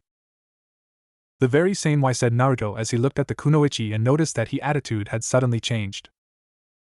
Oh my god, it is you. I never thought that I'd get the chance to meet you. My name's Fu. I heard everything about you and saved the village. You're my hero, Naruto-sama, said Fu. Sounds like a fangirl. Your hero, huh? I never thought as myself as a hero, actually, said Naruto as he grinned and put his hand on the back of his head. But if I may ask, Naruto-sama, why are you here? Not that I'm not grateful or anything, asked Fu curiously. Well, if I tell you, you got to promise me that you'll never tell anyone that you saw me, said Naruto as he looked at Fu. I promise I won't tell a soul, she replied. I failed a mission to bring back my best friend, and when my sensei managed to take me back to the village, they had me do a mental exam. The Hokage there then told me that I failed the exam and I had to get kicked out of the ninja crops, but luckily for me, my sensei helped me escape so I could live a better life, said Naruto as Fu listened very carefully. So they actually kicked you out for that? I can't believe it, a hero such as yourself getting kicked out of the ninja crops for such a stupid reason. I just can't believe it, said Fu as she looked at Naruto. I know it was stupid, but let's continue this talk somewhere else. We don't know if they sent any more ninja after you, and I'm sure you don't want to stick around for that, said Naruto as Fu nodded in agreement. Soon the two ninjas jumped on a tree branch and started heading to the border, but it was at this moment that Naruto managed to get a good look at Fu. Taking her full appearance, skin was a little darker than his own, though he was unsure if it was just her natural skin color or as a result of being out in the sun on a regular basis. She wore a sleeveless white shirt that ended right above her belly button would have been, but she wore bandages around everything below the hem of her shirt, so it was not as if he could see it. That was not the only thing about her attire that reminded Naruto of Ino's though. She wore white sleeves that covered her arms from wrist to a few inches past her elbows. In addition to that, she wore a white skirt with bandages covering her legs under them, just like Ino wore, though the leaf kunoichi wore purple clothing. And to complete her attire, she had a black banded waterfall headband tied around her right bicep and an orange hair clip in her hair at the right side of her forehead. Naruto also noticed that she was around his age, if not probably a year younger than he was. He was just about to ask her when he heard her spoke. I have to thank you again, Naruto-sama. I don't know what had happened if you not had shown when you did, said Fu as she smiled at him. It was my pleasure. I couldn't let them take you back to a place you obviously hate, and please just call me Naruto, he said as he looked at Fu. But what Naruto didn't notice was small blush that Fu had when he spoke to her. She couldn't believe that the one person she looked up to had actually saved her from being taken back to the village. After a couple of minutes had passed, Fu pursed her lips and thought. After a few moments, she made a decision and said, Naruto, would you be willing to help me once again? Asked Fu as she looked at Naruto. Yes, I would. Naruto answered, not even asking what she needed help with. That little fact caught Fu by surprise. Those four were chunin of my old village, and they never only send chunin to recapture me. Waterfall might not have that many jonin, but they always send at least 2. So Fu began. You think that there are a few jonin after you? Naruto asked. Fu nodded with a sigh. I've come this close to getting away, but I won't be able to make it to the border before the jonin find me. I'll lose a little time, but Naruto trailed off in his mind. He knew that he had to help her if he could. But without saying a word, Naruto walked over to her and untied the forehead protector from her arm. He then pulled out a kunai and used it to undo the screws on the back of the plate, dropping the metal from the cloth. Glancing back at his only remaining shadow clones, he said, start a fire and burn the bodies. Put the metal plate and the cloth in there too. He tossed the forehead protector that he had just taken apart to the clones as he said that. Not that I'm not grateful for your help, Naruto-sama, but what exactly are you doing? Asked Fu, adding the word sama to his name, showing how much she respected him. You see, the waterfall jonin are gonna be tracking you by your scent, so burning human flesh will incredibly overpower it. They will have a hard time once they get here, so that's why we're gonna burn your forehead protector. As well, we can have them using it to track your scent, replied Naruto as he piled the dead bodies and started a fire. But I still don't understand, why did you take it apart if they're just going to burn it? Asked Fu out of curiosity. Because the metal might have protected a bit of cloth. If the jonin noticed it, they could use that bit of cloth to track your scent, said Naruto, as his clones dispelled and Naruto threw both the cloth and metal plate into the fire. Now we need to leave. Who know how much time we got left before they get here, and stay alert, for all we know they may be already here, he said as he looked at Fu. I understand, let's go, she replied as she followed Naruto. But as they started moving through the forest, she noticed that he wasn't taking the road opposite of where they just were. Naruto-sama, how come we're not taking the road, she asked. They continued to move through the forest. They would be expecting that. They think you're alone at the moment. It's best that they don't know that you've got help. Plus, footprints in the forest around the road are a bit more alarming, replied Naruto as Fu had understood everything that Naruto was telling her. Wow, you really are a great ninja, Naruto-sama. I don't think that I could have gotten this far without you, said Fu as a small blush went across her face as they continued to run. Well, I wouldn't say great if you asked me. The only reason why I knew how to do that was because an old friend of mine at the Leaf Village taught me a bit about masking your scent in the forest. But if I had say it, I would say that you were better than me, being able to FLE from 4 chunin and some jonin. I have to say that you thought this out. I didn't think that they would send jonin after you, said Naruto. If I may ask this, Naruto-sama, what was that technique that you used? I think I heard you call it the Rasengan, or something like that. I never seen one like it before. I never thought Churka could be visible, asked Fu. Well, first I told you to just call me Naruto. We're friends after, aren't we? And secondly, you're right. One of my senseis taught it to me a few months back. It's an A-rank jutsu created by the 4th Hokage, said Naruto, as he didn't notice the shocked look on Fu's face as he answered the question. I was taught that jutsu by Jiraiya of the Sannin. He was also the fourth Hokage's teacher, said Naruto, not yet wanting to tell her that he was the son of the fourth Hokage. Jiraiya of the Sannin was your teacher, I can't believe it, said Fu as she was dumbfounded at that moment. She had heard so many stories of the Sannin, and seeing her hero as one of their students made her respect him even more. But what kind of clone jutsu did you use earlier? She asked. When I destroyed one of yours, I saw that it turned to smoke, she said as she looked at Naruto. That's the shadow clone jutsu. It's a B-rank jutsu. It makes a perfect copy of the user and splits my chakra evenly into however many clones I create, said Naruto with a smile. He could not remember anyone ever showing interest in his jutsu before. I can also use the A-rank Kinjutsu variant, the multi-shadow clone jutsu, which allows me to make over a dozen clones or more at once, he replied as they continued to move through the forest. Wow, he's only a genin, and he knows both A-rank and B-rank jutsu. It's no wonder why he beat Shuin. I wonder what other jutsu Naruto-sama knows, thought Fu as she looked at Naruto once more before they almost made it out of the forest. After about a few hours of running through the forest, both Naruto and Fu thought that it was time for a break. They were a little over a mile from the border between the land of waterfall and the land of grass. Even though the forest had surrounded the road on both sides, they were now arriving at a spot where the road had been built, thought the clearing. Stopping at the very edge of the clearing, Naruto caught Fu by her shoulder, bringing her to an abrupt stop. As soon as they stopped, a flicker of water appeared in the middle of the road, in the center of the clearing. Where the flicker of water had been, a man in his mid-20s was standing. He had a waterfall forehead protector and a flak jacket on, similar to the last group of shinobi that he and Fu had fought. Damn, she was right, they did send a few jonin after her, thought Naruto as he thought up a plan. Fu, stay back, said Naruto, whispered Naruto in a low voice loud enough so Fi could hear him. Fu nodded her head in agreement. I shouldn't be surprised that you found us already. I thought I at least had another hour or two before you caught up to us, said Naruto as he looked at the group of jonin. We weren't after you at all, we're after the girl, nothing else. We could care less about you, now head over the girl, she is the property of the hidden waterfall village, you have no right to help someone like her, said one of the jonin. How can you people treat her like crap? She is a human being, not your property, said Naruto with coldness in his voice. You wouldn't be saying that if you really knew her. Thanks to her, many people have suffered because of her. She thinks she's human, but in reality she's just a monster whose only job is to be used as a weapon for our village, said another one of the jonin. Please don't tell him. I don't know what I'd do if he knew, thought Fu as she felt her heart skip every other beat. But Naruto's next words made her feel special. You people are so fucking stupid. How can someone as sweet as her be called a monster? I may have only met her just a few hours ago, but at least I know she isn't a monster. If I had to say it, I would call you people the monsters, forcing someone to do your betting when you don't even consider their feeling. All villages are the same if you ask me, said Naruto as he knew how it felt being called a monster, demon, scum, and etc.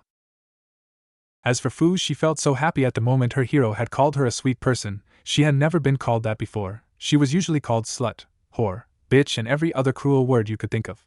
But would he call me that again if he really knew what I contained, she thought as she looked at Naruto. She's no human. She's just a monster. Now turn around and leave, or else we'll be forced to kill you, said the leader of the jonin as the four of them headed towards them. Why would I let you take her back to that village? She obviously hates the place, said Naruto as he thought of a plan to hands the 5 jonin in front of him. That girl hold a monster inside of her with no consequence.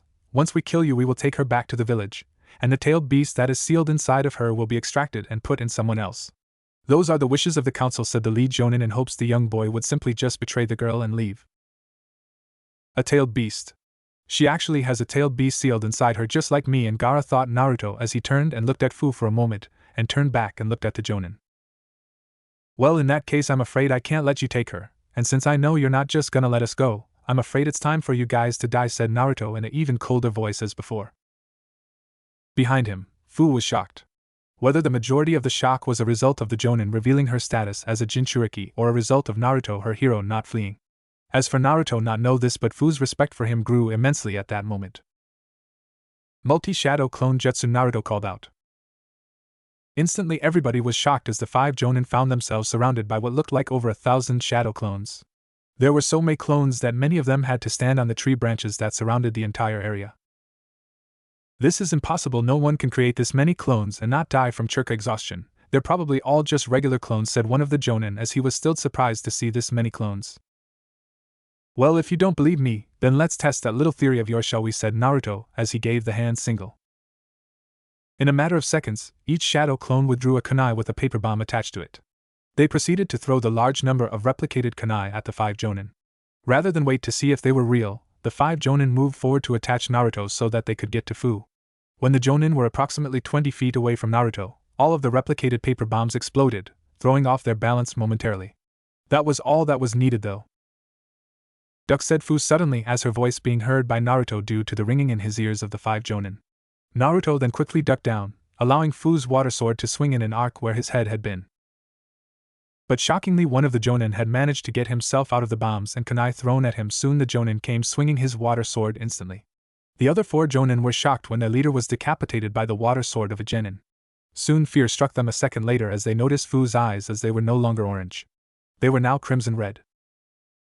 Naruto had managed to get a quick look at Fu's eyes as well, and he saw that they were different from his own when he was influenced by the fox's chakra. Her pupils and irises were still round, whereas his would have been slit like those of a cat or fox. I guess everyone's different, thought Naruto. As for Fu, she had noticed that Naruto had seen her eyes immediately. What left her puzzled was the fact that he did not show a single ounce of fear on his face.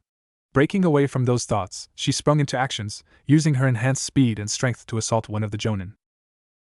Though a normal jonin would not have had to work too hard to fight Fu in her initial Jinchuriki state, the situation was not exactly normal. While there were 3 jonin to fight her, they were partially occupied by kunai and shuriken that were being thrown at them from behind. The eyes of one of the jonin suddenly widened as he saw that the original Naruto was no longer standing where he had been. In fact, he had no idea where Naruto was. Well, he did not at that moment. He did a moment later though. Rasengan! Naruto declared fiercely as he slammed a spiraling blue orb of chakra into the lower back of the jonin that had noticed that he had disappeared. That jonin was dead before he ever hit the ground. The Rasengan had completely shattered the jonin's spinal cord and backbone, sending fragments of bone into his lungs and heart at a rather high speed. As Naruto watched Fu decapitate another jonin that had turned to look at him, Naruto only had one thought at that moment. Man, for jonin, these guys don't know teamwork, do they? That's basically Ninja 101, thought Naruto as he looked at the jonin. A second after that thought crossed his mind, he saw one of the last 2 jonin come at Fu from behind with a kunai. It was clear to him that she was unaware of his presence. Hey furball, it's time to pay up your rent, I need your chakra now, said Naruto to the Kyuubi. Surprisingly, when Naruto had said that he felt the Nine-Tails chakra fill him immediately, it was only enough to enter the initial Jinchuriki state, but that was all that Naruto needed. The jonin's wrist was caught by Naruto's left hand an inch before the kunai could reach Fu's back. With a squeeze, Naruto crushed the jonin's wrist and snatched his falling kunai midair. He proceeded to slam the kunai into the bottom of the jonin's jaw, piercing through the roof of his mouth. Though the kunai did not go very far into the jonin's brain, it killed him within moments. As he saw Fu begin to turn around, Naruto quickly tried to suppress the fox's chakra, and he was shocked when his initial "I need to figure out how to do that at will," thought Naruto as Fu went towards him. "Wow, you saved my life once again, Naruto-sama, thank you," said Fu as she bowed. As for Naruto, a quick glance at his surroundings told Naruto that Fu had just killed the last jonin as he killed the one that had attempted to attack her from behind. "No problem, but Fu, do you really have a tailed beast sealed inside you?" asked Naruto as Fu looked surprised at the question. Fu looked at him for a few moments with orange eyes once again before answering, "Yes, I do," she replied, hoping her hero would see her as a monster. Naruto saw that she looked nervous and fearful as she said that. It was as if she thought he would turn on her after everything that he had done to help her. "Which one is it?" "The only other one that I've met held the one tail," asked Naruto in a way that he worded it made it difficult to tell that he was not referring to Fu when he said other. "When I was 3 years old, the 7-tailed horned beetle was sealed within me. I was 3 at the time. Ever since then, I've been treated like crap my whole life. At first I didn't know why I was treated that way until I was made genin. They told me that I was merely a weapon for them to use in case a stronger country found our village and tried to destroy it," said Fu as she felt like she was gonna cry. A couple seconds later she heard Naruto laughing at her as if she had made some kind of joke. She was so surprised that he didn't try to run from her or call her names before he left. To say she was really dumbfounded at this moment. "Why are you laughing? I just told you that I had a tailed beast sealed inside me and you're laughing. Shouldn't you be calling me monster or try to run away?" That what everybody else do was all Fu could say before she felt Naruto's hand slap her face. "You are not a monster, you understand me. Saying that a normal person would fear you or call you one is bullshit. You never asked to have it sealed inside of you, didn't you? I don't ever want to hear you call yourself a monster or anything this else you got that," said Naruto as Fu looked stunned because he slapped her for calling herself a monster. "Did he really just slap me because I called myself a monster?" thought Fu as she rubbed her cheek. I can't believe not even for a moment that you're a monster. Believe me when I say this, those people at the Leaf and Waterfall Village are the monsters. And besides, you're not the only host here, said Naruto, hoping Fu got what he meant. What did you say? She asked, hoping he could repeat what he said. I said that you aren't the only host here, said Naruto with no hint of hesitation or deception in his voice. You actually have one as one? Which one? Asked Fu, knowing all of the tailed beast names, so any error of in naming one would mean that he was lying to her just to make her feel better. On the day I was born 13 years ago, the nine-tailed demon fox attacked the Hidden Leaf Village, and since it is impossible for anyone to beat a Biju the fourth Hokage, my father sealed it within me, said Naruto, revealing that he was the son of a Kage to the Kunoichi. So see, I would have to be a monster to seeing as mine has more tails than yours, said Naruto, as Fu looked even more surprised at what Naruto said. No wonder why he wasn't afraid of me. He has the strongest tailed beast sealed inside him, thought Fu as she felt a bit relieved to have met a Jinchuriki just like her. Well, Fu, seeing as you're free to live your life, would you like to join me, said Naruto as his words broke her train of thought. But why would you want me to join you? Not that I'm not grateful for your help, Naruto-sama, she replied. I actually have 3 reasons, said Naruto as he sighed. The first is because I see myself in you.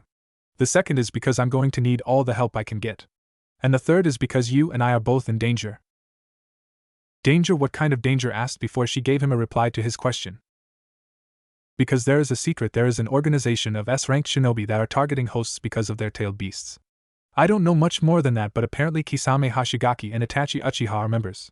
Naruto explained. Fu thought about it for a moment. She didn't really like the idea of being hunted like a monster again, but the good news was that she would be with Naruto, her hero, the one person she looked up to. And seeing as her and Naruto were both Jinchuriki, she thought best to stick together. Okay, Naruto, I'll join you. So what do we do first? Asked Fu as she looked at Naruto.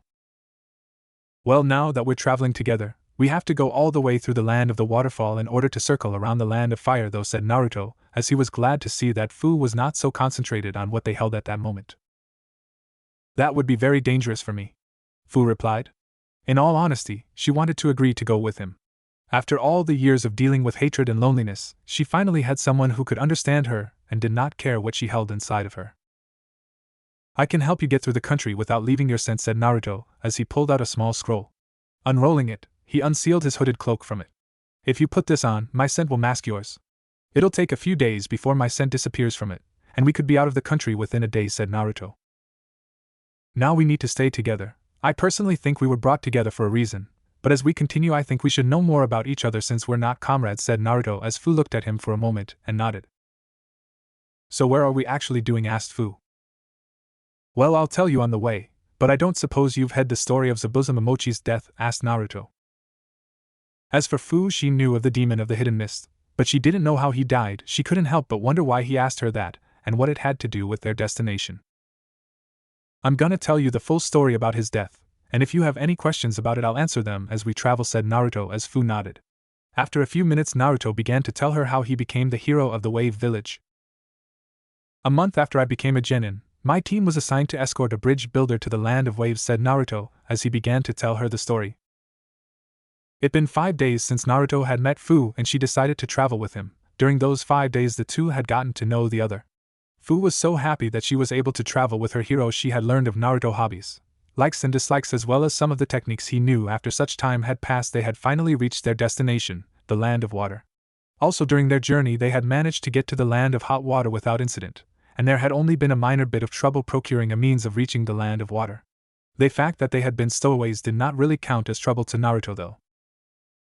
As for Naruto, he had to admit that traveling with a companion was a great deal more comforting than traveling alone. He was so happy that he had met someone just like him, and a kunoichi no less. Naruto also learned a bit about Fu as they traveled together. He learned that she had a ramen addiction as he did as well. She liked to try different kinds at once. She also liked to handle swords as well since she only knew the water sword jutsu. She really wanted to be swordsman. He also learned her likes and dislikes as well. As they continued to run through the forest examining his surroundings, Naruto saw that they were about to walk into an area where they could be ambushed easily. The road that they were traveling on to head to the Hidden Mist village had forest on both sides, with the occasional clearing as a result of a lake that had been there when the road was built. Though this remained true of the area that they were approaching, Naruto had made an interesting observation. The road actually seemed to dip downward. In fact, it seemed that the road was a good 10 feet below the forests that surrounded it. It was almost as if the road had been lowered with an earth-style jutsu. With all the forest around here, the road is the only fast way to travel. If they could use the road to set up an ambush with the height advantage, then it would be hard for a large number of ninja to reach the village, thought Naruto, as he suddenly got an eerie feeling. Fu, prepare yourself, said Naruto in a real low voice, enough that the enemy didn't know that they were already find out.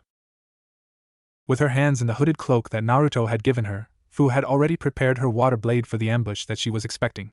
She was not entirely sure why they would be ambushed at all, thought. When they actually got to the lowest point of the road in the dip, shinobi appeared surrounding them from the edges of the forest, and at the road behind and before them. Suddenly standing before Naruto and Fu was a man with long black hair that wore all black underneath his flak jacket. His face was covered by a white and red striped mask with horizontal slit eye holes and the emblem of the Hidden Mist Village upon its forehead. That mask looks like Haku's, thought Naruto as a quickly remembrance of Haku's mask went into his mind. He was still unsure if Haku was a boy or girl despite being what he was told. You two state your purpose for traveling down this road. If you don't, I'll be forced to kill you, said the hunter Nin as he took out what looked like a katana and got in a stance. Naruto could tell by the sound his voice that he was serious. He also knew that he was no match for this hunter Nin as well, so Naruto decided to play it safe, as he also thought of a getaway plan just in case the hunter Nin decided to fight them. We mean you no harm. Me and my companion just want to enter the village and speak to the Mizukage. I have something that might have interest, said Naruto as the hunter Nin looked at him. I see that is unfortunate, said the hunter with a hand gesture with his other hand, for shinobi clad in the attire of a Miss Chunin or Jounin, Naruto was unsure which they were, appeared in front of and behind him and Fu. The two in front of them were at each side of the hunter Nin. Are you guys deaf or just dumb? I just told you we mean you no harm. So please drop your weapons, said Naruto as he began to mold his churka for the multi-shadow clone jutsu just in case the hunter Nin decided to fight them. We don't trust you at the moment. For all we know, you're a spy. Remove your entire weapons from your body, then you will be taken in for questioning without any harm, said the hunter Nin with a calm voice. In an instant, Fu cast the hooded cloak to the side and formed her water-slicing blade while Naruto created a shadow clone, which proceeded to help him form a Rasengan before it dispelled. You were warned, said the hunter Nin as he quickly put the katana back in its sheath and then did a few hand says before shouting out secret jutsu Kirasame. In a matter of moments, it began to rain, but it was not like normal rain. Naruto's eyes widened in shock as his Rasengan faded from existence. At the same time, Fu's water blade fell apart. That was all Naruto and Fu remembered before they blacked out. A few hours later. After several hours later, both Naruto and Fu had both woken up rather roughly. They both looked at each other for a moment before they noticed that their hands were bound together by ninja wire. They looked around, and quickly noticed that they were in a relatively large canvas tent, though the chairs that they sat in were the only objects within the tent. Are you okay? Asked Naruto, glancing at his companion once again. I'll be fine. Just tell me that you have a plan, said Fu hopefully. Naruto mentally cursed as he realized that his shuriken holster, kunai holster, and hip pouch had been taken away. It was not as if he could simply create a shadow clone to help him get free either. His hands were bound too tightly for that. There's no point in struggling. Your hands only remain bound until I am satisfied that you will not attack, said a female voice. Naruto's and Fu's eyes immediately went to the opening of the tent where a woman had just entered. They then saw a woman that appeared to be in her late 20s. She had long auburn hair, styled into a herringbone pattern at the back, a top knot tied with a dark blue band, and with 4 bangs at the front. 2 of the bangs were short, with one covering her right eye, and 2 were long, crossing each other at her chest, just below her chin. Furthermore, her eyes were light green. Naruto quickly noticed that she was clad in a dark blue set of clothing that was reminiscent of what most leaf shinobi wore. It lacked spirals on the shoulders though, of course. In addition to that, she was wearing a flak jacket of the Hidden Mist Village. I apologize for the actions of my men earlier. One of my subordinates overreacted when he detected that 2 Jinchuriki hosts were headed to see the Mizukage, said the woman as she noticed that they froze slightly at her words. You do not need to be so worried. I could not care less that you two have tailed beasts sealed within you. It is not much different than having a Kekai Genkai. After all, where are my manners? My name is Mei Terumi, she said as she introduced herself. How did you know that we were Jinchuriki? I thought all information on that was classified, said Naruto, knowing since the village even kept that from him it wasn't stupid to ask that. My subordinate, the superior of the hunter Nin that confronted you on the road, is a censor-type shinobi. He was actually able to tell us which tailed beasts you both contained within moments, replied Mei with a smile. She seemed far too cheerful for Naruto's taste. Now, I must confess that I was surprised to find that one of the Jinchuriki that my subordinates captured was Naruto Uzumaki. How do you know who I am? Asked Naruto in shock. Your name had been spread around ever since the death of Zabuza death, and the fact that the Land of Waves named their bridge the Great Naruto Bridge. I have to say that personally I'm impressed. You're only a genin, and you've done so much. Plus I didn't have a face to put with your name until the Hidden Leaf Village began to post missing posters of you. There's also an enormous reward for any information that can be found on you, said Mei as both Fu and Mei looked at Naruto. But before I continue, I think it's only fair that I explain who I am. As I told you before, my name is Mei Torimi. I am the leader of the rebellion that is trying to overthrow the 4th Mizukage. You two are at my central base right now, said Mei as she opened the tent a bit so Naruto and Fu could see outside. You see, the Land of Water is currently in a civil war between the 4th Mizukage regime. Me and my small but powerful rebellion wish to bring an end to the Bloody Mist Village before it's too late. That actually brings us to the reason why you're here. I would like your assistance, said Mei with a kind voice. The way that the woman before them spoke so casually made the two Jinchuriki nervous. While it was nice not being feared for what they contained, it was unnerving to hear that their assistance was wanted by a rebel force. Are you trying to hire us? Asked Fu, catching on to the woman's meaning immediately. Let me see. Two Jinchuriki without any ties to any village just showed up at my doorstep. Of course I'm going to try and hire you. You see, the 4th Mizukage is a Jinchuriki as well. He is the host of the Three-Tailed Turtle and he has complete control over it, said Mei as both Naruto and Fu looked a bit shocked to hear that bit of information. They couldn't believe that someone had actually managed to have complete control over their beast. With all due respect, Mei, but are you stupid or something? Naruto as he looked at Mei, exactly how do you expect us to defeat someone like that? Just because we have tailed beasts sealed in us doesn't mean we have that much control. Plus I doubt that just because he has control over his beast, he was made Mizukage, said Naruto as he knew that if you wanted to be a Kage you needed more than just power to rule a village. I'm not asking you to kill the Mizukage, Mei said. I am the only one that can defeat him. After all, I'm the only other Kage-level shinobi in this country. But I will need help when he uses the 3 tails. If I have a couple Jinchuriki to help me, I'm sure that he can be beaten, said Mei as she looked at the two. So let me get this straight, Naruto began. You want to hire us to help you kill the 4th Mizukage so that you can take his place and end the reign of the Blood Mist Village? Mei nodded in response. Is that all you need us to do? Asked Naruto. No, it isn't, replied Mei with a look of satisfaction on her face. We are not prepared to launch an attack on the Mizukage yet. We are still obtaining the funds and forces to do so. There are also a few tasks that need to be done, and your help would be beneficial in them, said Mei. Will you tell me what those tasks are? Asked Naruto. No, I won't, replied Mei immediately. You don't need to know unless you agree to work for me until this rebellion is over, and even then, I will only release such information on a need-to-know basis. It would be bad if you were captured on your first mission and the enemy learned of all of our plans, said Mei as she looked at Naruto and Fu. Fu, what do you think? I don't want to do anything that would make you uncomfortable, said Naruto as he looked at Fu. If the price is right, then I believe we should accept, said Fu as she looked at Naruto. As long as the price is right? Asked Mei, amused. What price do you wish to receive in turn for your assistance? Asked Mei. We would obviously need shelter, food, and ninja tools for the duration of our employment, said Fu, earning a nod from Naruto. As long as the essentials are paid for, I'm not going to ask for money, said Naruto, surprising Mei tremendously. There is something far more valuable to me than money at this point, though. Instead of Ryo in exchange for our services, I want training. It would be beneficial to both us and you if we were to learn new jutsu when you do not have us working on a task, said Naruto. Fu smiled at that thought. Training was something that she had always wanted, and she would be more than happy to sacrifice monetary gain for it. In an instant, the ninja wire that bound Naruto and Fu's hands snapped. I agree to your terms, said Mei cheerfully. She had every reason to be cheerful at that moment. Though she could tell that the former genin before them were not that powerful, Mei had every confidence that she could bring them to the level of Chunin at the very least. Their tailed beasts would further serve to increase their power from Chunin to Jounin, from what she had learned. Things are starting to look up, thought Mei. But before we get to training, I believe we still have negotiating to do. I think I got something that you would want, said Naruto as Mei and Fu were surprised at what Naruto said. What exactly are you trying to sell me? Asked Mei as she looked at Naruto. I need my hip pouch. It's sealed in the scroll labeled with the kanji for blade, replied Naruto, sparking her interest even further. Did you hear that, Ao? Said Mei, glancing over her shoulder. In an instant, a middle-aged man entered the tent.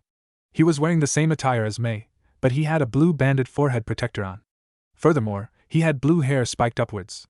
His left eye appeared to be the same color as his hair, though his right eye was hidden beneath a black eye patch. In the man's hands was the scroll that Naruto had mentioned. Yes, I did, Lady Terumi, said Ao, tossing the scroll to Naruto. Don't try anything funny. Lady Terumi could melt the flesh from the bones of everyone in this tent before you could even unroll that scroll, said Ao as he gave Naruto a glare. Now, don't scare them, said Mei playfully. There was no hint of doubt in the eyes of either Mist Ninja that she could manage it though. Right, because I'm obviously stupid enough to fight a Kage-level ninja again, Naruto muttered as he unrolled the scroll. You've fought Kage-level shinobi before? How, you're only a genin, asked Mei, interested in the young blonde once again. I suppose so. I don't think you can count my meeting with Kisame and Itachi as a fight, but I did fight Orochimaru before the invasion, Naruto answered, shocking both Mei and Ao. Are you referring to Kisame Hashigaki? Asked Ao, his attention at full alert. I don't remember his last name. His sword ate my chakra up though, said Naruto, surprised that the man was more interested in Kisame than Orochimaru. If his sword actually ate your chakra, then it has to be Kisame Hashigaki. Ao is one of the most skilled hunter nin that I have ever met, so hearing about the strongest rogue ninja of our village is certainly going to interest him, stated Mei. Do you know where he is? He joined a group called Akatsuki.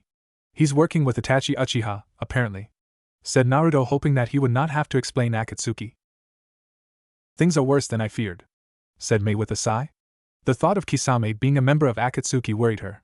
She was largely in the know, after all. Enough of that though. Show me what you intend to try to sell me, said Mei. A storage seal? Thought Ao when Naruto finished unrolling the scroll. Touching the seal, Naruto released Zabuza's sword from it. As the massive sword appeared in tent in front of Naruto, everyone's eyes went wide. That's the Sever sword, the executioner's blade, Ao exclaimed, shocked by the appearance of one of the swords of the 7 ninja swordsmen of the Hidden Mist. He had never expected to see another one outside of Kojuro's Hiramakarei. I can see why you would think that you could sell it to the Mizukage, though he would have killed you and taken it instead, said Mei thoughtfully. I will give you 10 million real for that sword, said Mei, as everyone was shocked to hear her say that. But Lady Terumi, we are trying to fund the rebellion. While buying that sword is a good idea, we cannot afford to spend that much. Not yet, at least, Ao interjected. As long as we get the training during our stay here, we would be more than willing to wait until the rebellion is over before being paid for the sword, said Fu, quickly calming Ao down. That is what I had intended. I just wanted to get the negotiations for the sword out of the way, said Mei with a smile. I'm all for it, said Naruto with a grin. That sword has been the second most expensive thing that I own, I guess, he said as Mei, Fu, and Ao looked surprised. You own something worth more? Fu asked, sounding surprised at what Naruto said.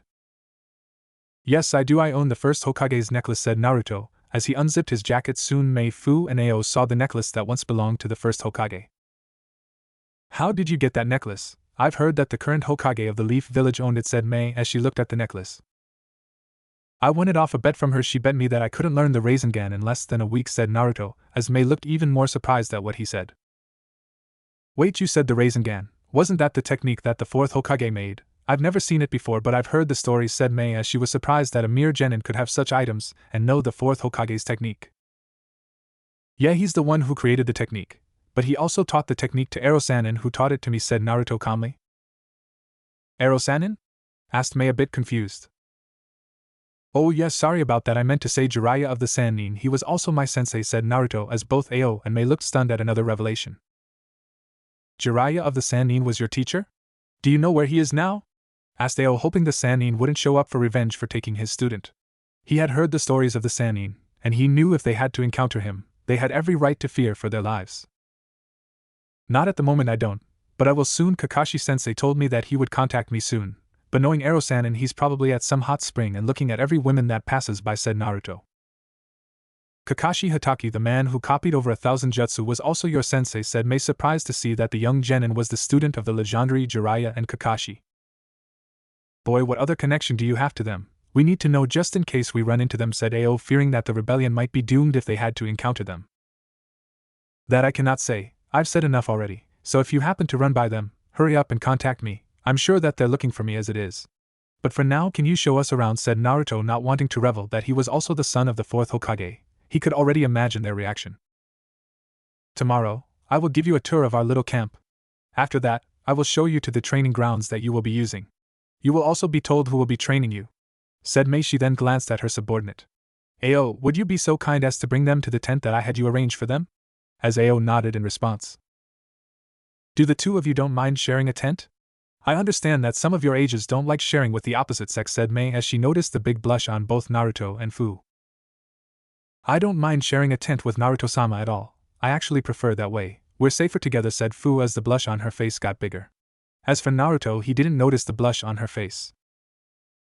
I've got no problem with sharing a tent with Fu, and I agree with her. We'll be safer together, said Naruto as the small blush on his face got a bit darker. As for Mei, she couldn't help but notice this right away. A young love, it's a wonderful thing, she thought as Naruto and Fu followed her out of the tent.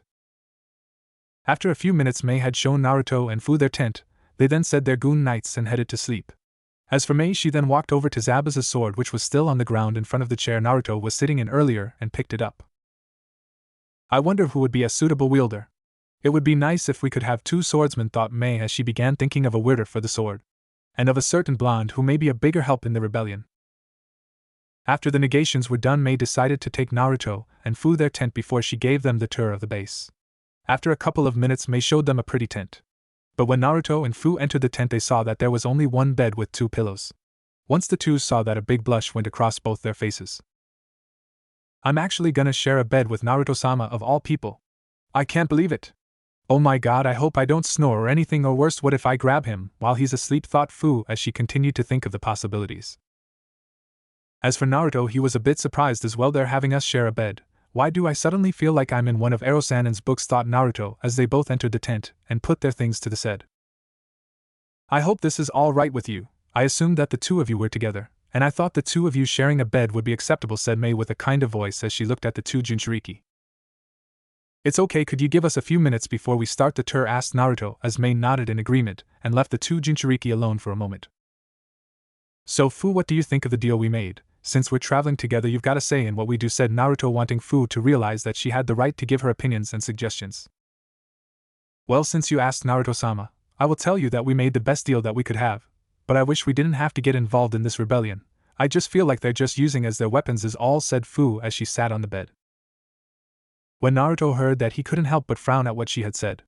Then why didn't you say something about it? Did you think I wasn't gonna listen to you or something?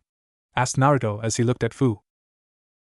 After the deal we made, how could I refuse? I understand that we have to be of some use to them, if we wanted to keep our lives, and once I think about it, I think that this could help us. Despite my hesitations of wanting to join this rebellion, I'm okay with it. Plus I think doing something like this could something for us in the future, said Fu as she looked at Naruto. You mean just like the Akatsuki being mercenaries for jobs that any other shinobi wouldn't even take, said Naruto, a bit surprised at what Fu said. A little bit like them. I mean, if you think about it, I could work out. I trust you with my life, Naruto-sama, and you've saved my life a few times as it is, and I'm very sure that I could protect you from danger, said Fu as Naruto didn't notice the blush Fu had as she spoke. Well, seeing as we have to help in this rebellion, I will take that into consideration. I have to first do a few things before I can come up with a final decision on it, said Naruto as Fu nodded in response. After a few minutes, Mei had entered the tent and looked at the Jinchuriki for a moment. You two look all settled in. Are you ready for the tour? And also I need to your measurement. Since you two have joined us, you need with look like it, said Mei as both Naruto and Fu agreed. Yeah, I'm ready for the tour, but Mei, do you think I could have a mask, just in case the Mizukage decided to hire some Konoha ninja, said Naruto, trying to play it safe. Me too as well, it'd be dangerous if either of our former villages saw us, said Fu as they looked at Mei. Yes, of course, I understand. We'll have some mask ready for you by tomorrow as well as the uniforms. I'll have one of my men take your measurements, Naruto. As for you, Fu, I'll have a woman take yours. So hurry and get the tour over with, said Mei as Naruto and Fu agreed and followed her out of the tent. After an hour, Mei had showed them both the area, which was relatively boring for both participants, despite Mei's instance to speak cheerfully the entire time. The tour had actually been relatively plain, which was the primary reason that it had not inspired enthusiasm. It was exactly what one would expect of a military camp, after all. It mainly consisted of tents for the shinobi under Mei's command. The only area of the camp that was not covered by the tents of Mei's subordinates had been the very center of the camp. That was actually where Mei's tent, the infirmary tent, the armory, and the dining quarters were. Naruto mentally snorted at the last one. Mei had called that particular area the dining quarters, but it was really just a collection of cheap tables and chairs. He was broken from his musings as Mei came to a stop a few miles away from the camp. Now this is where you'll be able to train. This is the biggest part of the base, so you don't have to worry about an enemy showing up here, said Mei as Naruto and Fu looked around, and as Mei explained, it was a large clearing surrounded in dense forest. The actual clearing was cut in half by a small river that flowed from the forest on one side of the clearing to the forest on the opposite side. Now before we begin your training, I'd like to test your affinities, said Mei as she took out 2 small pieces of paper from her pouch and gave one to Naruto and Fu. Do you think you could explain what an affinity is? Asked Naruto, and Mei and Ao looked surprised. How can you not know what an affinity is, for one that was responsible for Zabuza's death? I thought you would know, said Ao. Sorry, but I was too busy with dealing the betrayal of my village to understand what an affinity is, said Naruto in a serious voice as he looked at Ao. Didn't they teach you youngsters anything useful anymore? Why, back in my day that was one of the first lessons we learned, said Ao. Who knows, I must have slept though that class. And tell me, was that before or after you killed your classmates? Said Naruto as both Mei and Ao were shocked to hear at what Naruto just said. Naruto, not many people are familiar with the graduation exercise of the Bloody Mist Village. How did you know about that? Said Mei in a less cheerful voice. Kakashi-sensei told my team about it when we met Zabuza for the first time, replied Naruto. Why am I not surprised that the copy ninja knew that? Ao asked with a sigh. That's irrelevant, said Mei as she too sighed. Naruto, I'd ask you to refrain from bringing the graduation exercise up again. It's rude, and we have work to do right now. Ao, would you like to explain to him what an affinity is? Said Mei as she looked at Ao.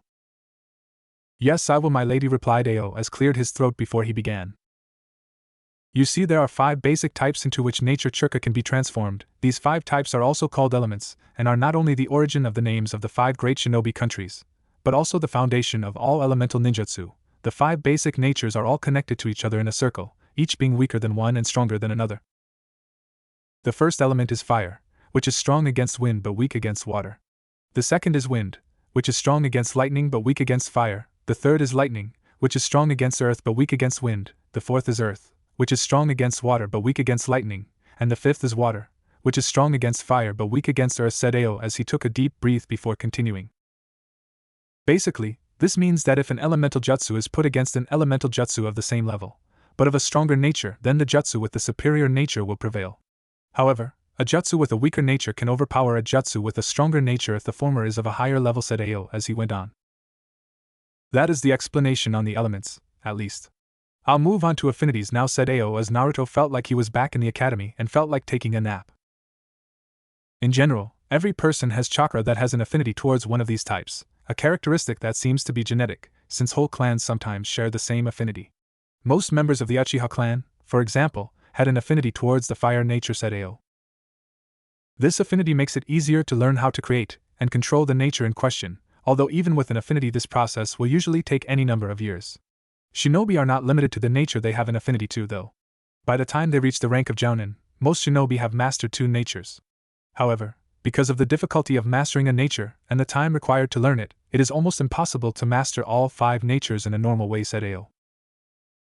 To find out what affinity someone has, pieces of paper made from a special type of tree are used that react to even the slightest hint of chakra in any of a number of ways, depending on the nature latent in the chakra. Ao as he continued again.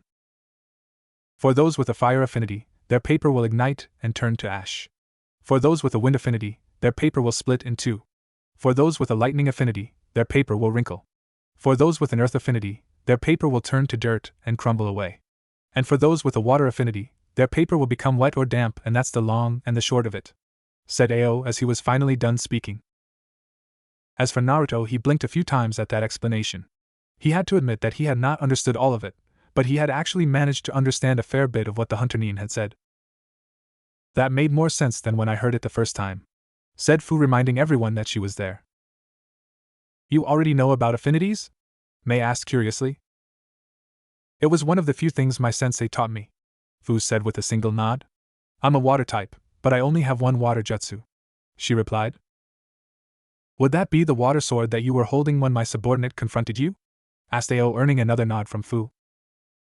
That makes things easy, said Mei. She then handed only one of the pieces of paper that she held to Naruto. Channel your chakra into it, she said as Naruto nodded in response. After a couple moments had passed, the piece of paper Naruto was holding spilt in two. Instantly Naruto and Fu heard a curse from Mei. "What's wrong?" asked Naruto, immediately worried. "You're a wind type. Wind is a relatively rare element in this country. I don't actually know anyone that knows wind jutsu. To be honest," said Mei, "that means that I won't be able to arrange someone to teach you to use jutsu of your affinity," she also said. Naruto got a worried look on his face. "Is it possible for me to learn another element?" asked Naruto, waiting for a response. "That's unheard of, you youngster, learning another element before you learn your original one. It's unthinkable," said Ao as he looked at Naruto. "I've done the impossible. It's nothing new to me. For example, the Rasengan, Erosanin, and that old hag both thought I couldn't learn it in a week, and I did. It took the fourth Hokage 3 years to learn it, and he's the one who made it. So you're telling it's impossible for me to learn a new element before I control my original is crap," said Naruto as he looked at both Mei and Ao. As for Fu, she couldn't help but blush at his determination. "It is possible, though, if I think about it. Is there a certain element that you want to learn?" asked Mei as she looked at Naruto. As for Naruto, he thought for a moment. He then sadly remembered when Sasuke had used mostly fire techniques on him. They had fought at the Valley of the End. What Naruto didn't notice was the fact that Mei, Ao, and Fu had noticed the sad expression. "I wonder what he's thinking. From that expression, I think I just brought back some painful memories," thought Mei as she looked at the young blonde. "Do you think you could teach me some fire jutsu? From what I've experienced, fire jutsu are very powerful," said Naruto as the three wondered what Naruto was just thought. But Fu already had an idea of what possibly. "You would pick that element, wouldn't you, seeing as I'm the only fire user in the camp? But yes, I think I can teach you a few of them as well as some taijutsu as well," said Mei as she looked at both Naruto and Fu, who had a cheerful expression on their faces. "But Lady Turumi, is that wise to train them personally? Don't you think someone should teach them a few other things before you train them?" said Ao, knowing as leader of the rebellion she had way more responsibilities. "I won't be training them just yet, Ao. It will take some time to gather all the information I need for assignments that I will have them do," said Mei as she continued. "Now Naruto and Fu, you will have a few months to train and it starts tomorrow. I will also introduce you to your sensei as well," said Mei. As for Ao, he was hoping it wasn't gonna be him. "My lady, who exactly is gonna train them? Most of our men and women are on assignment," said Ao. "Don't worry, Ao, it's not you. I already got an assessment for you as it is. I will need to speak to tomorrow about it," said Mei as Ao got the hint to leave. "So Mei, who is gonna be our sensei?" asked Fu. "His name is Kojuru. He is one of the best in the rebellion, and I think he'll do a splendid job with your training," said Mei as she looked at them. "Fu, do you think you can give Naruto a moment? There's something I need to ask him, and it's a bit personal," said Mei as both Naruto and Fu looked surprised. Fu was just about to disagree until Naruto gave her a nod. After that, Fu headed back to the tent. "So what was it that you wanted to speak to me about?" asked Naruto, seeing as they were the only two in the forest. "Well, you see, Naruto, I had a few questions about why there's a reward out for you and Fu, but I decided to ask you first, and secondly I wanted to know why you had that sad expression on your face when I asked you about what element you wanted to learn," asked Mei. Already know part of the reason why there was a reward for them, but she felt like there was another reason beyond that. As for Naruto, he was a bit surprised when he heard what she asked. But since she was giving him some training, he thought that she should know a bit more about him. "I can't tell you everything just yet, because even I don't know how I can explain it. Everything just sorta happened," said Naruto in a sad voice as he looked at Mei. Mei looked at him for a moment, and wondered what it was going through his head. "I understand, but can you at least tell me a bit about it? From what I can tell, it looks like whatever happened is tearing you apart in the inside," said Mei in a caring voice. As for Naruto, he took a deep breath before he continued. "Earlier when me and Fu were tied up, you said that there was a reward for the two of us, right?" said Naruto. "Right," she replied, not knowing where the conversation was heading. "Can you tell me what the Leaf Village report said about me?" asked Naruto. "It said that you were an unstable ninja and that you escaped from your village. It also said that you were possibly insane as well," said Mei as she didn't believe that report one bit, seeing as Naruto didn't look insane. That or he was a very good actor. "I see, so that's what they put. I shouldn't be surprised by that," said Naruto as he looked up at the sky for a moment before he continued. "Also, you've heard of Kakashi's Chidori as well, I assume," said Naruto as he looked at Mei. "Yes, I have. I heard that it was an assassin's technique. I also heard that not many people live from it. But what does this have to do with the reward for you?" said Mei, not seeing the connection it had just yet. "You see, before I was thrown out of the ninja crops, I was teamed up with Kakashi as my teacher and Sasuke Uchiha and Sakura Haruno as my teammates. As it turns out, Kakashi taught Sasuke the Chidori, so he could beat Gaara, a sand ninja, in the Chunin exams. But before that, during the first part of the Chunin exam, we were in the Forest of Death. There we encountered Orochimaru. He ended up biting Sasuke's neck and gave him the cruise mark, said Naruto as he clenched his fists together. Mei noticed it right away but let him continue. Soon after that, me and Sasuke fought on top of a hospital roof, but Kakashi-sensei stopped us. Sometime after that happened, he betrayed the village and went in search for Orochimaru for power. Me and a few friends of mine went to stop him. They ended up fighting a few of Orochimaru's ninja, and that's when me and Sasuke ended up at the Valley of the End, said Naruto as he looked at Mei.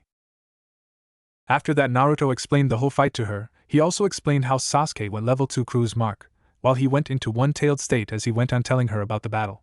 Mei was stunned to find out just how strong Naruto really was. Judging from what she was being told, his and the Uchiha's powerful level were way beyond a genin level. She was also stunned to hear that the Uchiha had stabbed him twice with the Chidori and lived. From what I'm being told about him and the Uchiha, their power levels are unheard of. Using that much power, it sounds like they were at least Jounin level at that moment, to go into a level 2 cruise mark from and one-tailed state only for it to end in a tie. It's unbelievable, thought Mei as she started to wonder why the Leaf Village wanted him back so badly. But as Naruto continued on, she had to interrupt him. Naruto, from what you're telling me so far, you and the Uchiha fought and ended in a tie, but that doesn't explain why they said that you're unstable and insane. Seeing you right now, you don't look like either, said Mei as Naruto smiled at the comment. They blamed me for him leaving, and from what I was told, I was being kicked out because I was mentally unstable. With everything that has happened to me since I was born, they thought it was just a matter of time before I went crazy, said Naruto.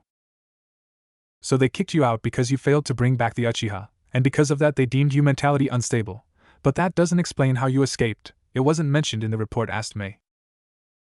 Kakashi-sensei helped me. He didn't agree with the old hag in the council about me being mentally unstable, so he helped me. That was when he gave me the scroll from Erosanin. He also told me something else before we started, said Naruto, still deciding if he was gonna tell her who his parents were.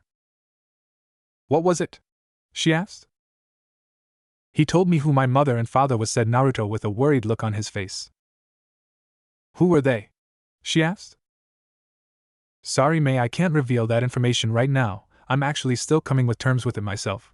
With everything that has happened, I just need some time to deal with it, said Naruto, hoping she would understand. His parents must be important if the village is willing to put such in reward for his return, and from what he just said, he must have been an orphan and just recently found out who they were, thought Mei as she looked at Naruto. Okay, Naruto, I fully understand from what you told me, but when you do come in terms with who your parents are, could you tell me? She asked. Sure, no problem. Trust me when I do tell you, you're gonna be very surprised, said Naruto in cheerful voice. But I do have another question, said Mei as she stood there. What is it? He replied. Well, seeing as you're both a Jinchuriki, I'm not surprised that they're doing everything in their power to get you back. You see, Jinchuriki are very valuable to a village. But anyways, the question is, what if the Mizukage did hire some Konoha ninja, and they end up being your friends? What will you do? Asked Mei, knowing it'd be hard for him to reply. Surprising to her, Naruto replied quickly, that depends really. There were a few so-called friends that I had back at the Leaf. But if it happens to be them, I'll deal with that once it gets there, said Naruto with a bit of coldness in his voice. As for Mei, she was hoping that the Mizukage didn't hire any Konoha ninja.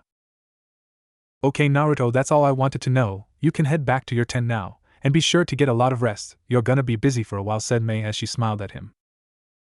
I will, and thank you, Mei, he replied as headed back to his tent. As he walked back to his tent, he felt a bit of relief to talk what had happened between him and his so-called best friend.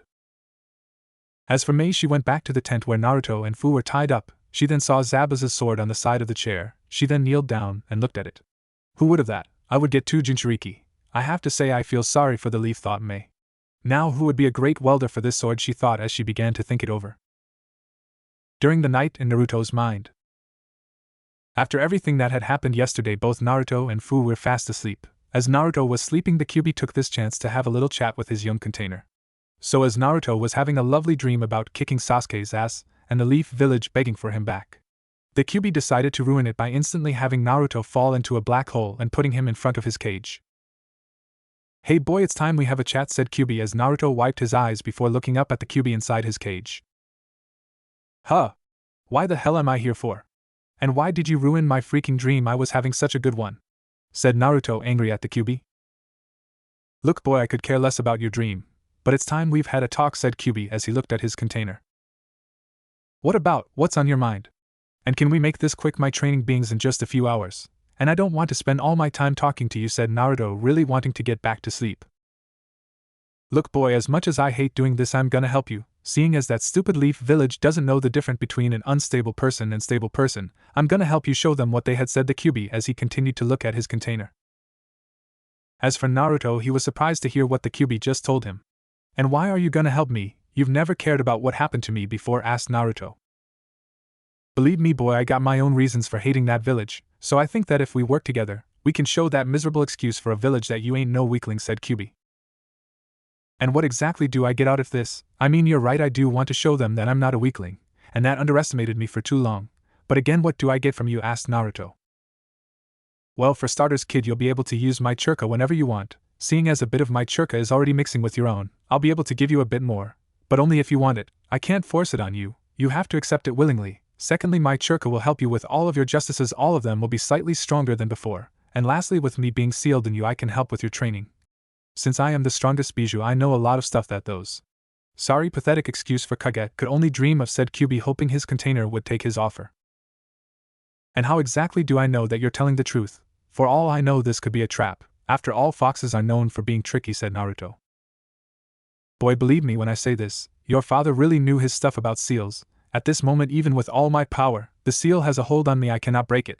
So pretty much you've got control of my power, and why not use it if you have it, said the Kyuubi, telling him the truth. You knew I was the fourth Hokage son, how? Asked Naruto. I'll tell you when I have more respect for you. And one more thing, since you're here, what exactly are your plans with that girl that holds the 7 tails? Asked Kyuubi curiously. What do you mean by plan? Asked Naruto. I mean, what do you plan to do with her? Are you gonna mate with her? Or what? Seeing as you two are Jinchuriki, it's only fitting you should mate with one of your own, said Kyuubi, slightly feeling sorry for the other containers since there were only 2 female Bijou. You do realize that we're only 13, right? I just can't mate with her, whatever that means, said Naruto, as the Kyuubi looked a bit surprised when Naruto said he didn't know what mate meant. Boy, you're stupid as ever. Are you seriously telling me that you don't know what mate means? And secondly, who the hell cares how old you are? Boy, when I was your age, I already had all the strongest demon women after me, so this is no different. You're gonna stand there and tell me that you don't have any feeling towards that girl, said Kyuubi. Well, I just met her a few days ago, alright. Besides, I don't even know if she likes me like that. And another thing, why do you care if I do or don't have feeling for her, asked Naruto. Look kid, I've been sealed inside you for 13 fucking years. I haven't been with a woman since then, so when I see a chance for my container to finally get some, you better bet your ass I'm gonna take it. So tell me right here right now kid, what do you feel for that girl? Because I know Chomei, and believe me when I say this, she the type to get what she wants. And I got the feeling you better be on your guard, said Kyuubi, hoping the kid knew what he was talking about. As for Naruto, he just stood there wondering what the Kyuubi was talking about. Fu was in the same predicament that Naruto was in. She was also in front of her beast having a chat. In Fu's mindscape. Okay, you want me to do what exactly? Said Fu as she couldn't believe what her tailed beast was saying. Look girls, seeing as you're gonna be training with Kurama's container, I think it's time for you to get a little closer to him, as much as possible, said Chomei. But what you asking me to do is pretty much seduce him. Plus I'm only 13, I'm not ready for that just yet, said Fu as she looked at her beast. I don't see the harm in it, and besides you've been thinking about him ever since that day at the waterfall. You wanted to talk to him so badly that you nearly went crazy just thinking about it. But when you finally got the nerve to, he left. Plus fate helped you as well. If that village never would have kicked him out, he wouldn't have been there to save you. So I say take this chance before it's too late, said Nanabai. I don't know, I mean I just can't plan out and tell him how I feel. We just met. Can't we just be friends for now and see what happened? Besides we're traveling together as it is. We'll have a lots for time to know each other, said Fu as blushed a little. Girl, you're already sleeping with the boy. Are you telling me you don't see the situation you're in right now? You don't know this since you're in your own mind, but the boy already has his arms around you as it is, and your head is on his chest as it is, so I say screw with the long and patient way. I say it's time you claim him as yours now, said Chomei as she looked at her container. I'll do it my way, not yours. I'm sure he'll develop some feeling for me at least. And also, aren't you and Kurama brother and sister or something? Seeing as you're both tailed beast, asked Fu. Hell no, we're not. We may be Bijou, but we're not related in any way. We were both rulers of the demon world. Other demons ran when they heard any one of our names close by. But for now I'll let it go your way. Plus I will help you in your training, said Chomei in a calm voice. And why would you start helping now? If you've had this chance to help me, why didn't you before? Asked Fu, de-icing if she really trusted her tailed beast or not. I have my reasons, girl. Now since I'm sealed in you, you've got a natural ability to use insects. Just like there are some clans that can use them as well, you'll have a natural ability to understand them more than others do. Plus you'll be able to use bug substitutions and use your insects to observe areas from any distance, said Chomei, making sure her container understood her. Okay, I'm with you so far, but what about your churka? Will we be able to use that as well, asked Fu. Of course you will, but I suggest you don't use it during your training. Use it when you're either sparring with Kurama's container, or when you're alone. It's best that way, plus I'll be able to help you, said Chomei. Okay, anything else I got to know? I do want to get some rest before my training starts, said Fu as she looked at Nanabai. Don't worry girl, you're still technically asleep. While you're in your own mind it's like you're dreaming, and besides time in here is different time out there, so for example 1 hour in here would only be 5 minutes out there, so you got plenty of time. Now that we got that out of the way, what are your other plans? Said Chomei as Fu looked surprised. Plans? She replied. Yeah, what are your plans? Other than trying to bag Kurama's container, what else do you plan to do? You've heard what that kid wanted. He wants to prove himself. He basically wants that village to regret what they did to him. But you I'm not sure about, and I'm sealed in you. You'd think I know already, said Chomei. Well, seeing as you asked, I want the same thing. You've seen what they've done to me every day since I was 3, the stares, the names, people chasing me just because they saw me as a demon. But now I also want to show them what they had. They forced me to become a ninja, just so I could be used as a weapon. I want to show them that I've become a great ninja without their help, said Fu with determination in her eyes. I see. Okay girl, I will help you achieve that goal. Whenever you're done with your training I will train you when you sleep, and if I know anything about Kurama he might be doing the same thing with his container. But before we start your training I've got to change your churka a bit, said Chomei as she looked at Fu. Change my churka? How are you gonna do that, asked Fu, surprised at what the Nanabai had said. Simple, since I've been sealed inside you, you've had a churka reserve from my churka in case you ever used it. Normally that reserve and your own were mixing together, making your churka a bit stronger than normal. So now I'm gonna add a bit more of my churka into yours, making it stronger. So no, for example, whenever you make that water sword it's gonna be stronger and better than before. It won't go to waste in one strike, you'll be had to use it longer, said Chomei. So now whenever I use a jutsu it's gonna be stronger than it normally was, said Fu. Yup, pretty much. Now I'm done talking for now. I need my rest as well. And don't worry, you'll just go back to that dream you were having earlier before I sent you here. And I have to say, for a 13-year-old girl, you got quite the imagination, said Chomei as Fu blushed at what she said. But before Fu could say anything the Seven Tails cut their connection. Back with Naruto and Kurama. Okay, so I pretty much get all of it. But are you sure I have to do this? Can I just wait until Ero-san contacts me, said Naruto. Now sitting down as he looked at the Kyuubi. Look kid, as of right now you're training with whoever that lady gives you. And I know you could learn a few things from that pervert, but still this will help you with your training. And it's now like you'll die or anything, said Kurama as he looked at his container. I suppose you're right, but can we start it once I'm done training and done with this rebellion? I don't want to show them everything I can do. It's best to keep some secrets, said Naruto as he looked at Kyuubi. As you wish, boy, I've got all the time in the world. But before you go I will give you one lesson before you awaken, you got that, said Kyuubi. No problem, furball, I can handle anything you throw at me, said Naruto as Kurama couldn't help but wonder where all this confidence came from. The next day. After the talk, Kurama and Chomei, both Naruto and Fu, awoke to find 2 pairs of clothes on their bed. Once they picked them up they realized that they were standard armored A and B uniforms, Kirigakyo version. Both Naruto and Fu wondered why Mei had given them these kind of clothes to wear. After thinking about it for a few minutes the two decided to take turns getting dressed, for Naruto exited the tent and waited for Fu to change. When Fu exited a few minutes later Naruto changed into his clothes and the two soon headed to the training area. Once there Naruto and Fu saw both Mei and another person next to her. Good morning you two, are you ready for your training, said Mei as she smiled at Naruto and Fu. Hell yeah, I'm ready, I can't wait to start. But Mei, how come you got us wearing umbu uniforms, said Naruto as he looked at Mei. The reason why I have you two wearing them is because you had a point in what you said about the Mizukage hiring Konoha ninja. So just in case it's better if you act like Hunter-nin, and you also have the masks you asked to conceal your identity, said Mei. Now I would also like you to meet you teacher. This is Chojuro, said Mei as a boy who looked around the same age of both Naruto and Fu, having short tufty blue hair and dark eyes. He also had pointed, shark-like teeth. He also wore square, black-rimmed glasses connected to what appeared to be headphones, a blue pinstriped shirt and camouflage pattern pants. Also, he wears his forehead protector on the front of his holster. Also both Naruto and Fu noticed something wrapped in bandages, leaving only the double hilt visible. He also had his shuriken holster strapped onto each of his legs. Hello, it's nice to meet you both. Lady Terumi has told me many things about the two of, said Chojuro as he looked at them. Hi, it's nice to meet you as well, Chojuro. So what kind of training will you be giving us today, said Naruto as he looked at Chojuro. Yeah, please tell us, you must be super strong, seeing as Mei choose you to train us, said Fu as Chojuro blushed a bit. Well, I am skilled with a sword, and I could also teach you guys to harness your churka into certain weapons. I can also help you too with basic churka control, and anything else Lady Terumi wishes for me to teach you, said Chojuro in a soft voice. Wow, I can't wait, let's start already, said Naruto as he punched his fist into the air. Yeah, me too, replied Fu, excited about finally training. Hold on you two just a moment, said Mei as she rained on Naruto's and Fu's parade. Now before you start your training, I would like to see how well you use your jutsu, Naruto. Seeing as you know the shadow clone technique, I would like to see how good you are at using it, so before I give you the mission I would like you and Chojuro to spar, said Mei as Naruto looked a little surprised. What do you exactly mean? I can use it perfectly. I've managed to defeat most people with it, said Naruto. That's not what I mean, Naruto. You see, there's a reason why most people don't know that technique. Because the user has to build up their churka very quickly to use the technique. A normal person can only made a few and only for a short time. I'm personally surprised that the Leaf Village would even teach it to you, said Mei as she looked at Naruto. They didn't teach it to me, you see.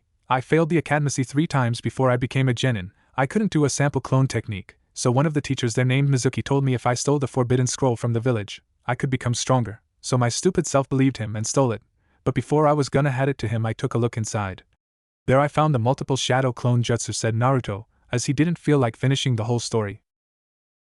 I see, I was actually starting to wonder how you learned it. Anyway, as I was saying before, I just want to see how many clone you can make, and how long they can last. I have a mission for the two of you coming up soon and I could sure use that technique, said Mei as she looked at Naruto. I can make thousands if I wanted it. That was how I beat Gaara of the Sand when Orochimaru attacked the Leaf Village, said Naruto as Mei looked surprised at what he said. Thousands? You can literally make thousands of shadow clones. What else can you do? Asked Mei. Well, if you want to know that, then you better keep a close eye on this spare, said Naruto as Mei, Fu and Chojuro looked at Naruto. After a few minutes, both Mei and Fu took a few steps back as Naruto and Chojuro then got ready to spare. Back at the Leaf Village Root HQ. As Naruto and Chojuro were sparing, the old war hawk Danzo Shimura, the leader of the disbanded ANBU faction named Root, was sitting down thinking his last course of action on obtaining the Nine Tails power. Danzo didn't expect that Jiraiya of all people would put a stop to Naruto's retrieval, plus he didn't think that Jiraiya would have the federal lord of all people to sign off on it. Maybe I should put the same Jinjutsu I used on Inoichi, on the federal lord as well. I have to obtain that power before the other countries find out, thought Danzo as he began to think. After a few minutes he called for 2 of the best Root members he had. Fu, Torian, said Danzo as instantly 2 figures kneeled down before him. Yes, my lord, you called, said Fu as he looked at Danzo. How's your search for the Nine Tails Jinchuriki? He asked. It's been unsuccessful, my lord. Me and Torian went all the way to the border in search for him, but no luck, said Fu. Torian, have the censors been able to pick him up? Asked Danzo. Yes, they have, my lord, but judging from where it came from, I say he was headed towards Kiri. But sir, if I may ask, what would be the point if the federal lord himself cancelled his retrieval, said Torian. Well, the council and the federal lord are a bunch of fools. They don't realize that if the other countries got their hands on the Jinchuriki, it would be disasters, so I want you to gather 2 teams of the best members we have. I don't care what it takes. We must bring the Jinchuriki back and extract the Biju from him and seal it into one of our own. Now go, said Danzo as Fu and Torian then instantly left. No one will stop my plan. I will be the one who controls this world. I will be the one who brings our world of darkness into a new era, thought Danzo as he began to think of the next step of his plan. Back to Naruto and Chojuro an hour later. Naruto and Chojuro had been sparring for about an hour. Naruto had then jumped back as his 2 last shadow clones had just easily gotten defeated, and Chojuro was a bit surprised that Naruto was actually handling himself pretty against him. Both Mei and Fu were also a bit surprised as well. To see Naruto use both an A and B rank jutsu in a matter of seconds was surprising. What was even more surprising was the fact that his clones could also use the Rasengan as well. Naruto was just about to make more clones until Mei raised her hand and told them to stop. Okay, good work you two. I think that's enough sparring for one day. Now Naruto, I have to say that I'm impressed for you to use both the Shadow Clone Jutsu and that Rasengan in a matter of seconds. But from what I saw, you used too much churka when making your clones, so today you both will be working on your churka control, said Mei as she looked at Naruto and Fu. Exactly how do you want us to do that? Asked Fu as she looked at Mei. Well, the best way that I can see it is that you two need to learn how to infuse your churka into a weapon. I brought a few churka-infused weapons with me, said Mei as she took out a scroll and unwrapped it. Soon a few regular swords popped out. Mei then handed Naruto and Fu a sword. Okay, now seeing as we have much to teach you and so little time, we're gonna spend a few weeks on this, so I want you both to concentric your churka into these swords. After a few hours I want to see how your progress is coming along, said Mei. But I don't get it, what's adding churka to a sword gonna help us with churka control? Asked Naruto as he looked at the sword in his hands. Chojuro, can you please explain that to Naruto while I'm gone? I have some work that I need done. I will return once I'm done, said Mei. Yes, Lady Terumi, replied Chojuro as Mei left. You see, Naruto, when churka is added to a weapon, it can make the sword or kunai even shrunken, sharper and stronger. Depending on the person's churka control, it can become a deadly weapon. And not only churka can be added to the weapon but an element as well, said Chojuro as he looked at Naruto and Fu. So you just want us to concentric our churka into the swords? How exactly is that gonna help our churka control? I thought the walking on water and trees exercises were supposed to help with that, asked Fu. You're right, those exercises are supposed to help with your churka control. But this as well can help. You have to be able to make your churka thinner and sharper. If you use too much churka on your weapon, the more exhausted you'll become. So please, being said Chojuro as Naruto and Fu sat down and started to concentric their churka into their swords.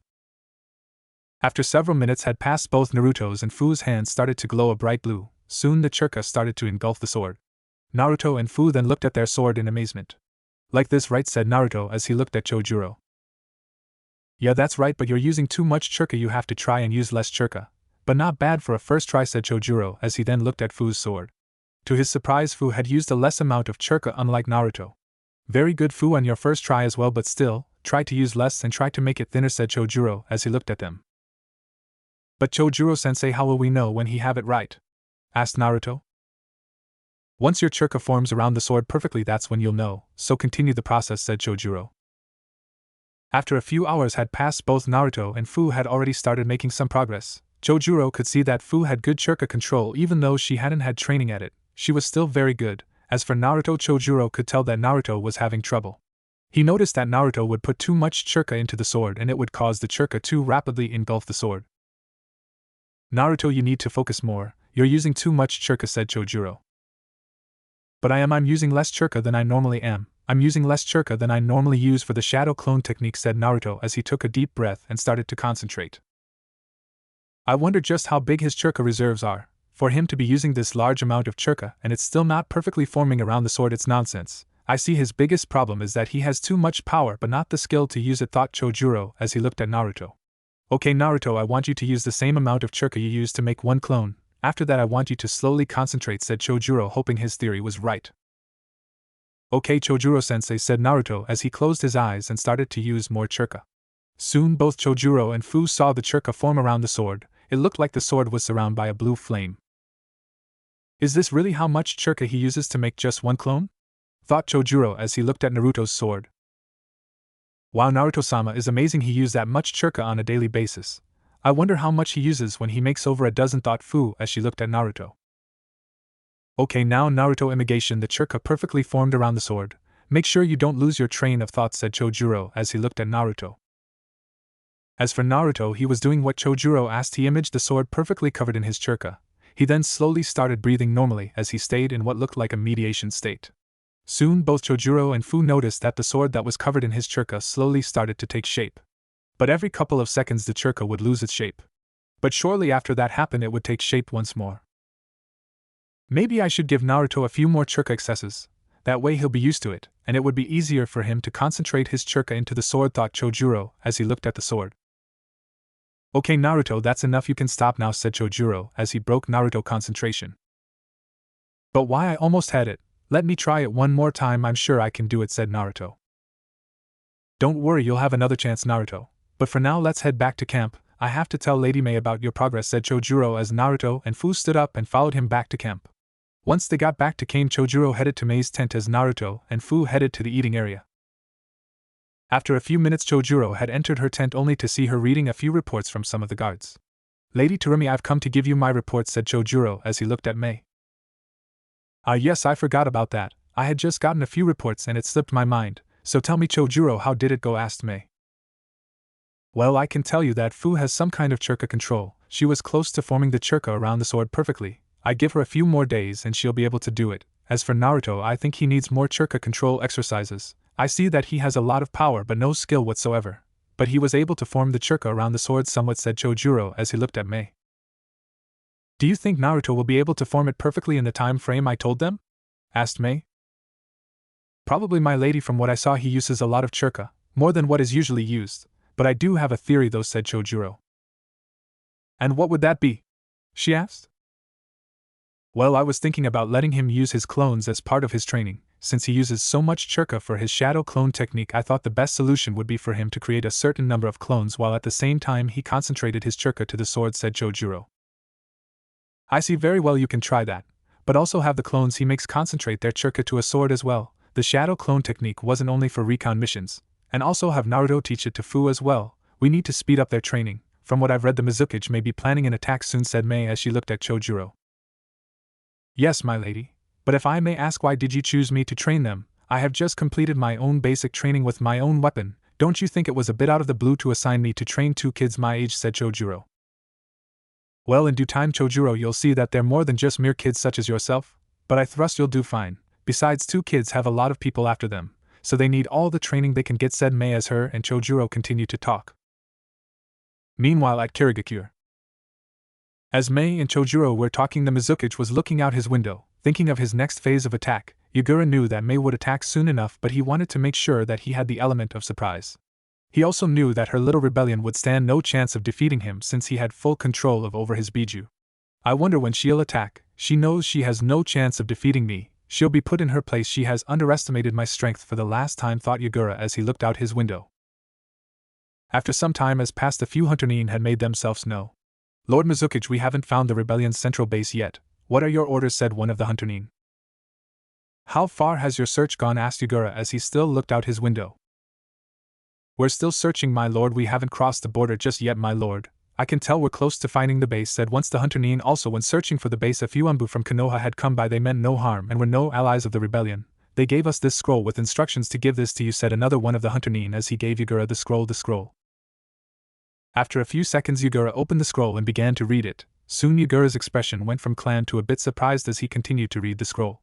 Now this is some interesting news, thought Yagura as he then looked at the Hunternin. Okay, keep your search going. We must find the rebellion as soon as possible, said Yagura as the Hunternin then all nodded in response and left. After several minutes had passed, a strange mysterious figure came from behind the window and entered the Mizukage's office. The figure was wearing a black cloak with red clouds on it. The figure also had a mask with only one hole to see out through. The figure then went up to the Mizukage and took the scroll from him and began to read it. Soon what appeared to be a Sharingan could be seen from the mask. Now this is some interesting news, said the mysterious figure in a clam. 2 months later. It's been 2 months since both Naruto and Fu decided to travel with each other, and decided to join forces with Mei in the rebellion to stop the Mizukage. During the past 2 months, both Naruto and Fu learned how to infuse their churka into a sword. Plus, Mei even taught Naruto and Fu some fire jutsu as well. Surprisingly, Naruto was able to learn fire jutsu pretty quickly. It was all thanks to the shadow clones technique. Mei's theory about him using the clones to fasten their training worked perfectly. It had worked so well that Naruto taught it to Fu so they both could learn quickly. But sadly, with all the training and all the work they had to do to help the rebellion, Naruto and Fu really didn't get time to know each other. But they promised each other that once the rebellion was over, they would spend some time together and they would get to know the other. At this moment, Naruto, Fu, Mei and Chojuro were at the training area. Mei and Chojuro were watching Naruto and Fu sparring with each other with a churka-infused sword in their hands. Mei couldn't help but to be impressed by their progress. She couldn't believe that the 2 kids that she met 2 months ago would turn out like this. She also started to think of asking them to join their village once the rebellion was over. But as she was lost in thought, Ao had suddenly came running towards them with his Byakugan showing. Lady Terumi, I have urgent news. The Mizukage has found the base. He's headed this way, said Ao as Naruto and the others had just heard the news. You're sure about this? How long do we have before he shows up, asked Mei in a serious voice. If I had to take a guess, I would say minutes, my lady, replied Ao. Ao, I want you and a few of the Jonin to gather all of the people and protect them as best you can. Be sure that none of Yagura's solders get near them. Also be sure to have all the medic nin on alert, said Mei as Ao nodded in response as Mei, Naruto, Fu and Chojuro then ran towards the base. Also, my lady, I noticed something strange with the Mizukage, said Ao as they all ran towards the base. When I noticed the Mizukage and his solders coming, I noticed a very strong Genjusta placed on him, said Ao as Mei looked surprised. You're sure about this? She asked. Positive, but it was too powerful to break, replied Ao as everyone saw the base in their sight. Naruto, Fu, once we get to the base, put on your mask. Also, I have an idea. I'm gonna try and lead Yagura away from the base. I want you both to follow me, but make sure you're hidden until I give you the signal. Got that? Chojuro, I want you to help Ao with the citizens. Make sure that no one gets near them, said Mei as Naruto, Fu and Chojuro nodded in response as they finally arrived to the base minutes later. Once everyone arrived to the base, they saw some of Yagura's solders setting some of the tents on fire. Mei saw some of the people trying to run towards safety as the soldier have tried to burn down the base.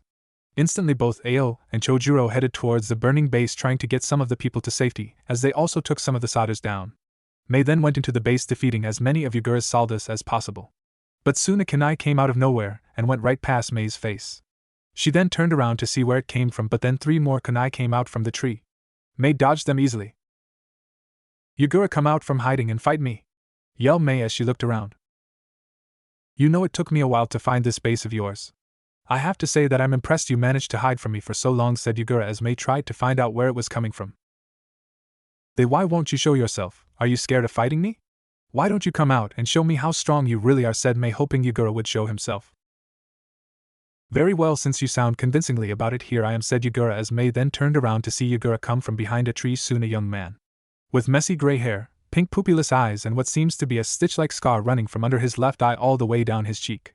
He had a dull expression as usual as he wore a gray undershirt with short mesh sleeves which has a metal plate of a Kirigikyo forehead protector sewn onto it, over which he also wears a green poncho, a turquoise sash around his waist, paired with a green indiment over his pants.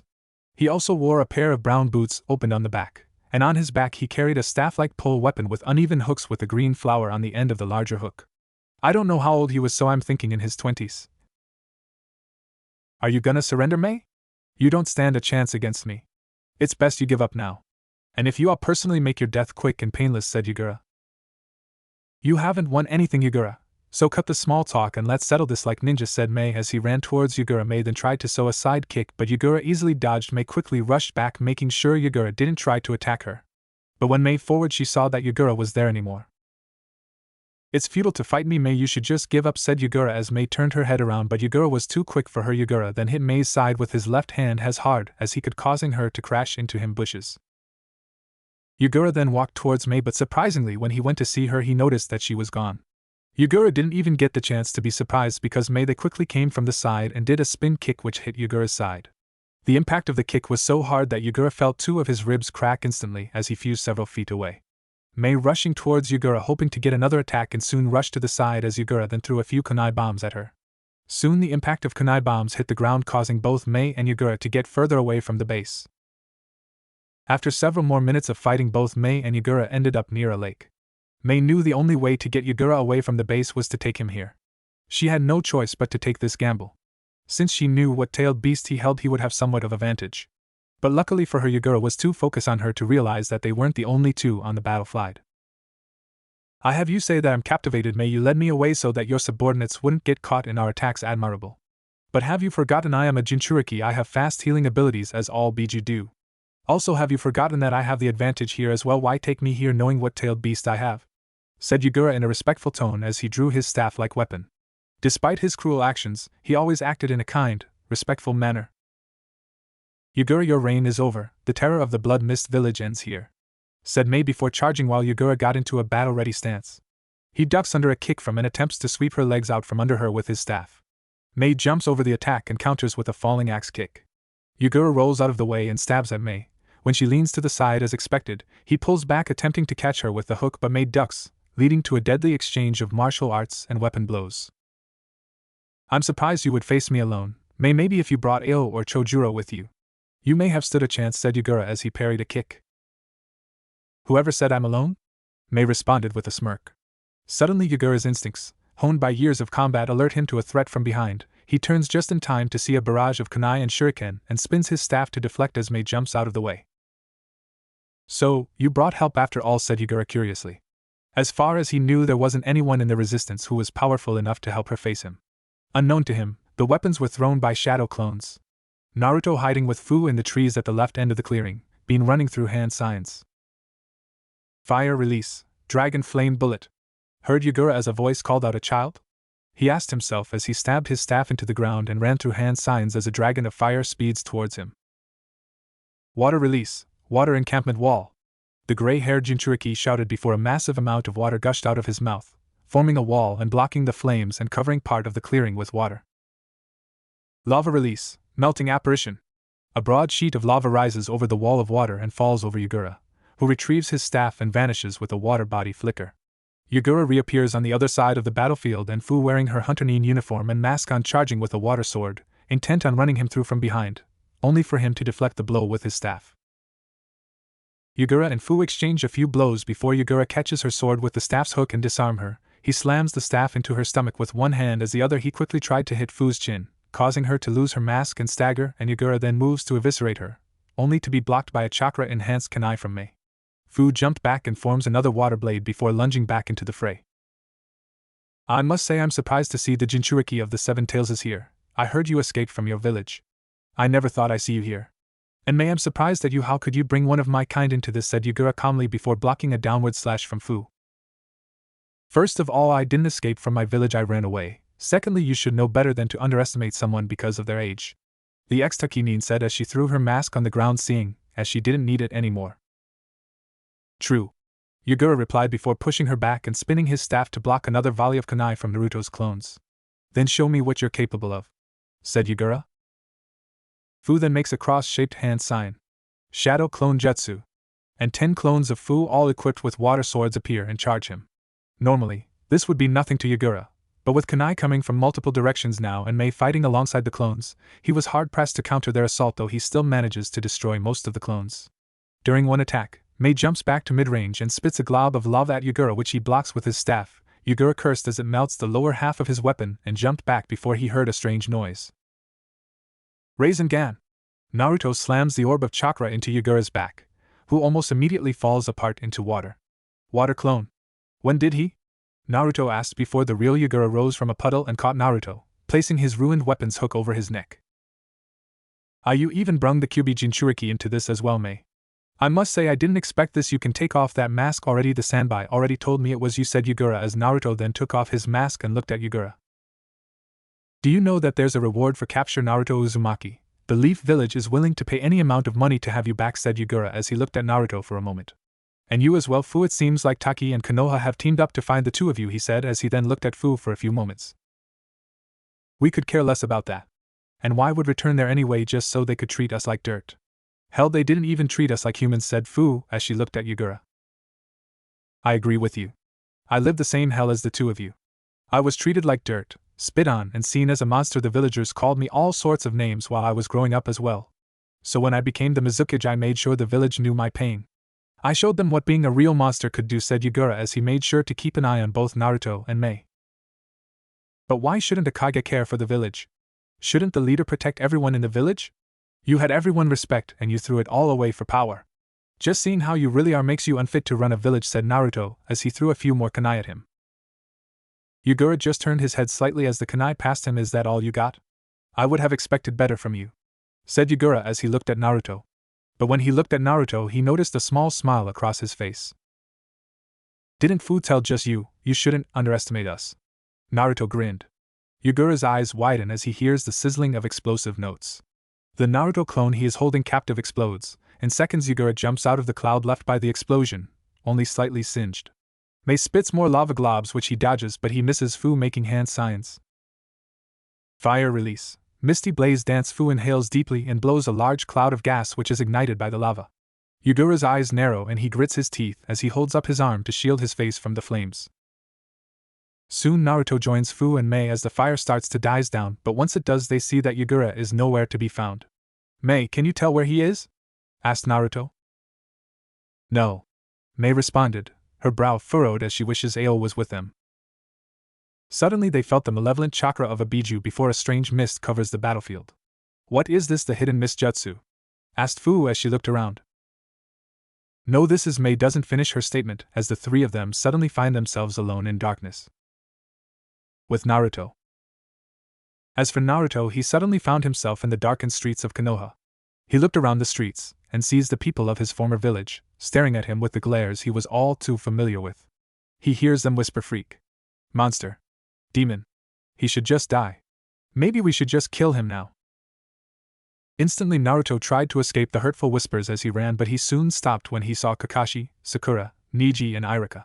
all giving him the same glares just like all the villagers did. You failed me, Naruto. You swore you would bring Sasuke back. You told me it was a promise of a lifetime. You told me you would never go back on your word. But you failed me, Naruto. You let Sasuke get away from me. You really are a demon. I wish you'd just die already, said Sakura as Naruto looks in dreadfulness. Naruto tried to back away, trying not to hear anymore. But when he turned around, there wasn't a street anymore, all there was darkness. Naruto then turned back around to see the image of Sakura was gone. Now all he saw was Kakashi standing there looking at him. I don't know why I even tried helping you, Naruto. I should have just left you at the village of the end. You made so many promises to people. You let down everyone who put their faith in you. You really are a disappointment, said Kakashi as Naruto then fell on his knees. No, you're lying. I tried to keep my promise. I tried to bring Sasuke back. He was my best friend, he was my rival. I didn't want to fail you. I tried my best, I really did, said Naruto as he felt like he was gonna cry. Naruto then looked up and saw a different image. This time it was Neji looking down on him. You swore you would become Hokage. You promised to change the Hyuga clan. I can't believe I trusted someone like you, said Neji as he looked at Naruto. Soon tears were falling down Naruto's face. He knew everything they said was true. He couldn't keep the promises he made. He couldn't save his best from the darkness. He failed Neji, Sakura and Kakashi. Naruto felt as his whole world was about to crumble. It wasn't till Naruto saw a new pair of feet as started to cry. Naruto then looked up to see Iruka looking at him. You let us all down, and then you just left. You abandoned everyone who cared about you, who put their faith in you. You are just a demon after all. I should have just let the villagers kill you. I don't know why I wasted my time with a piece of trash, said Iruka as Naruto felt the worst pain imaginable. With Fu. As for Fu, she found herself in a similar situation as Naruto. She found herself back at Takigakure. She was walking in the street trying to find her way home. But as she walked, many of the villagers shouted at her, calling her names. Demon, whore, monster, just die, no one wants you here. Soon Fu found herself running, trying to escape the hurtful whispers. But it seemed no matter how hard she ran, she could still hear the villagers. After several minutes of trying to escape, a figure soon stopped Fu in tracks as she saw Shibuki standing in front of her. Fu, how could you abandon the village, your duty to its people? Said Shibuki while glaring at the green-haired girl. Duty?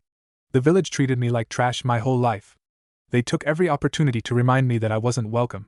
Why should I be loyal to people who would rather see me dead? They even told me themselves it would have better if I was dead, yelled Fu. That does matter. You had the duty to protect the village no matter the cost. After everything the village has done for you, how could you leave us for your own selfish reasons, said Shibuki. Selfish? You call me selfish? I was forced to become a ninja. I was forced to obey you. No matter what I did, you and the village never treated me like I was human. You never cared what happened to me. All you people saw me as was a monster, said Fu as she pointed her finger at him.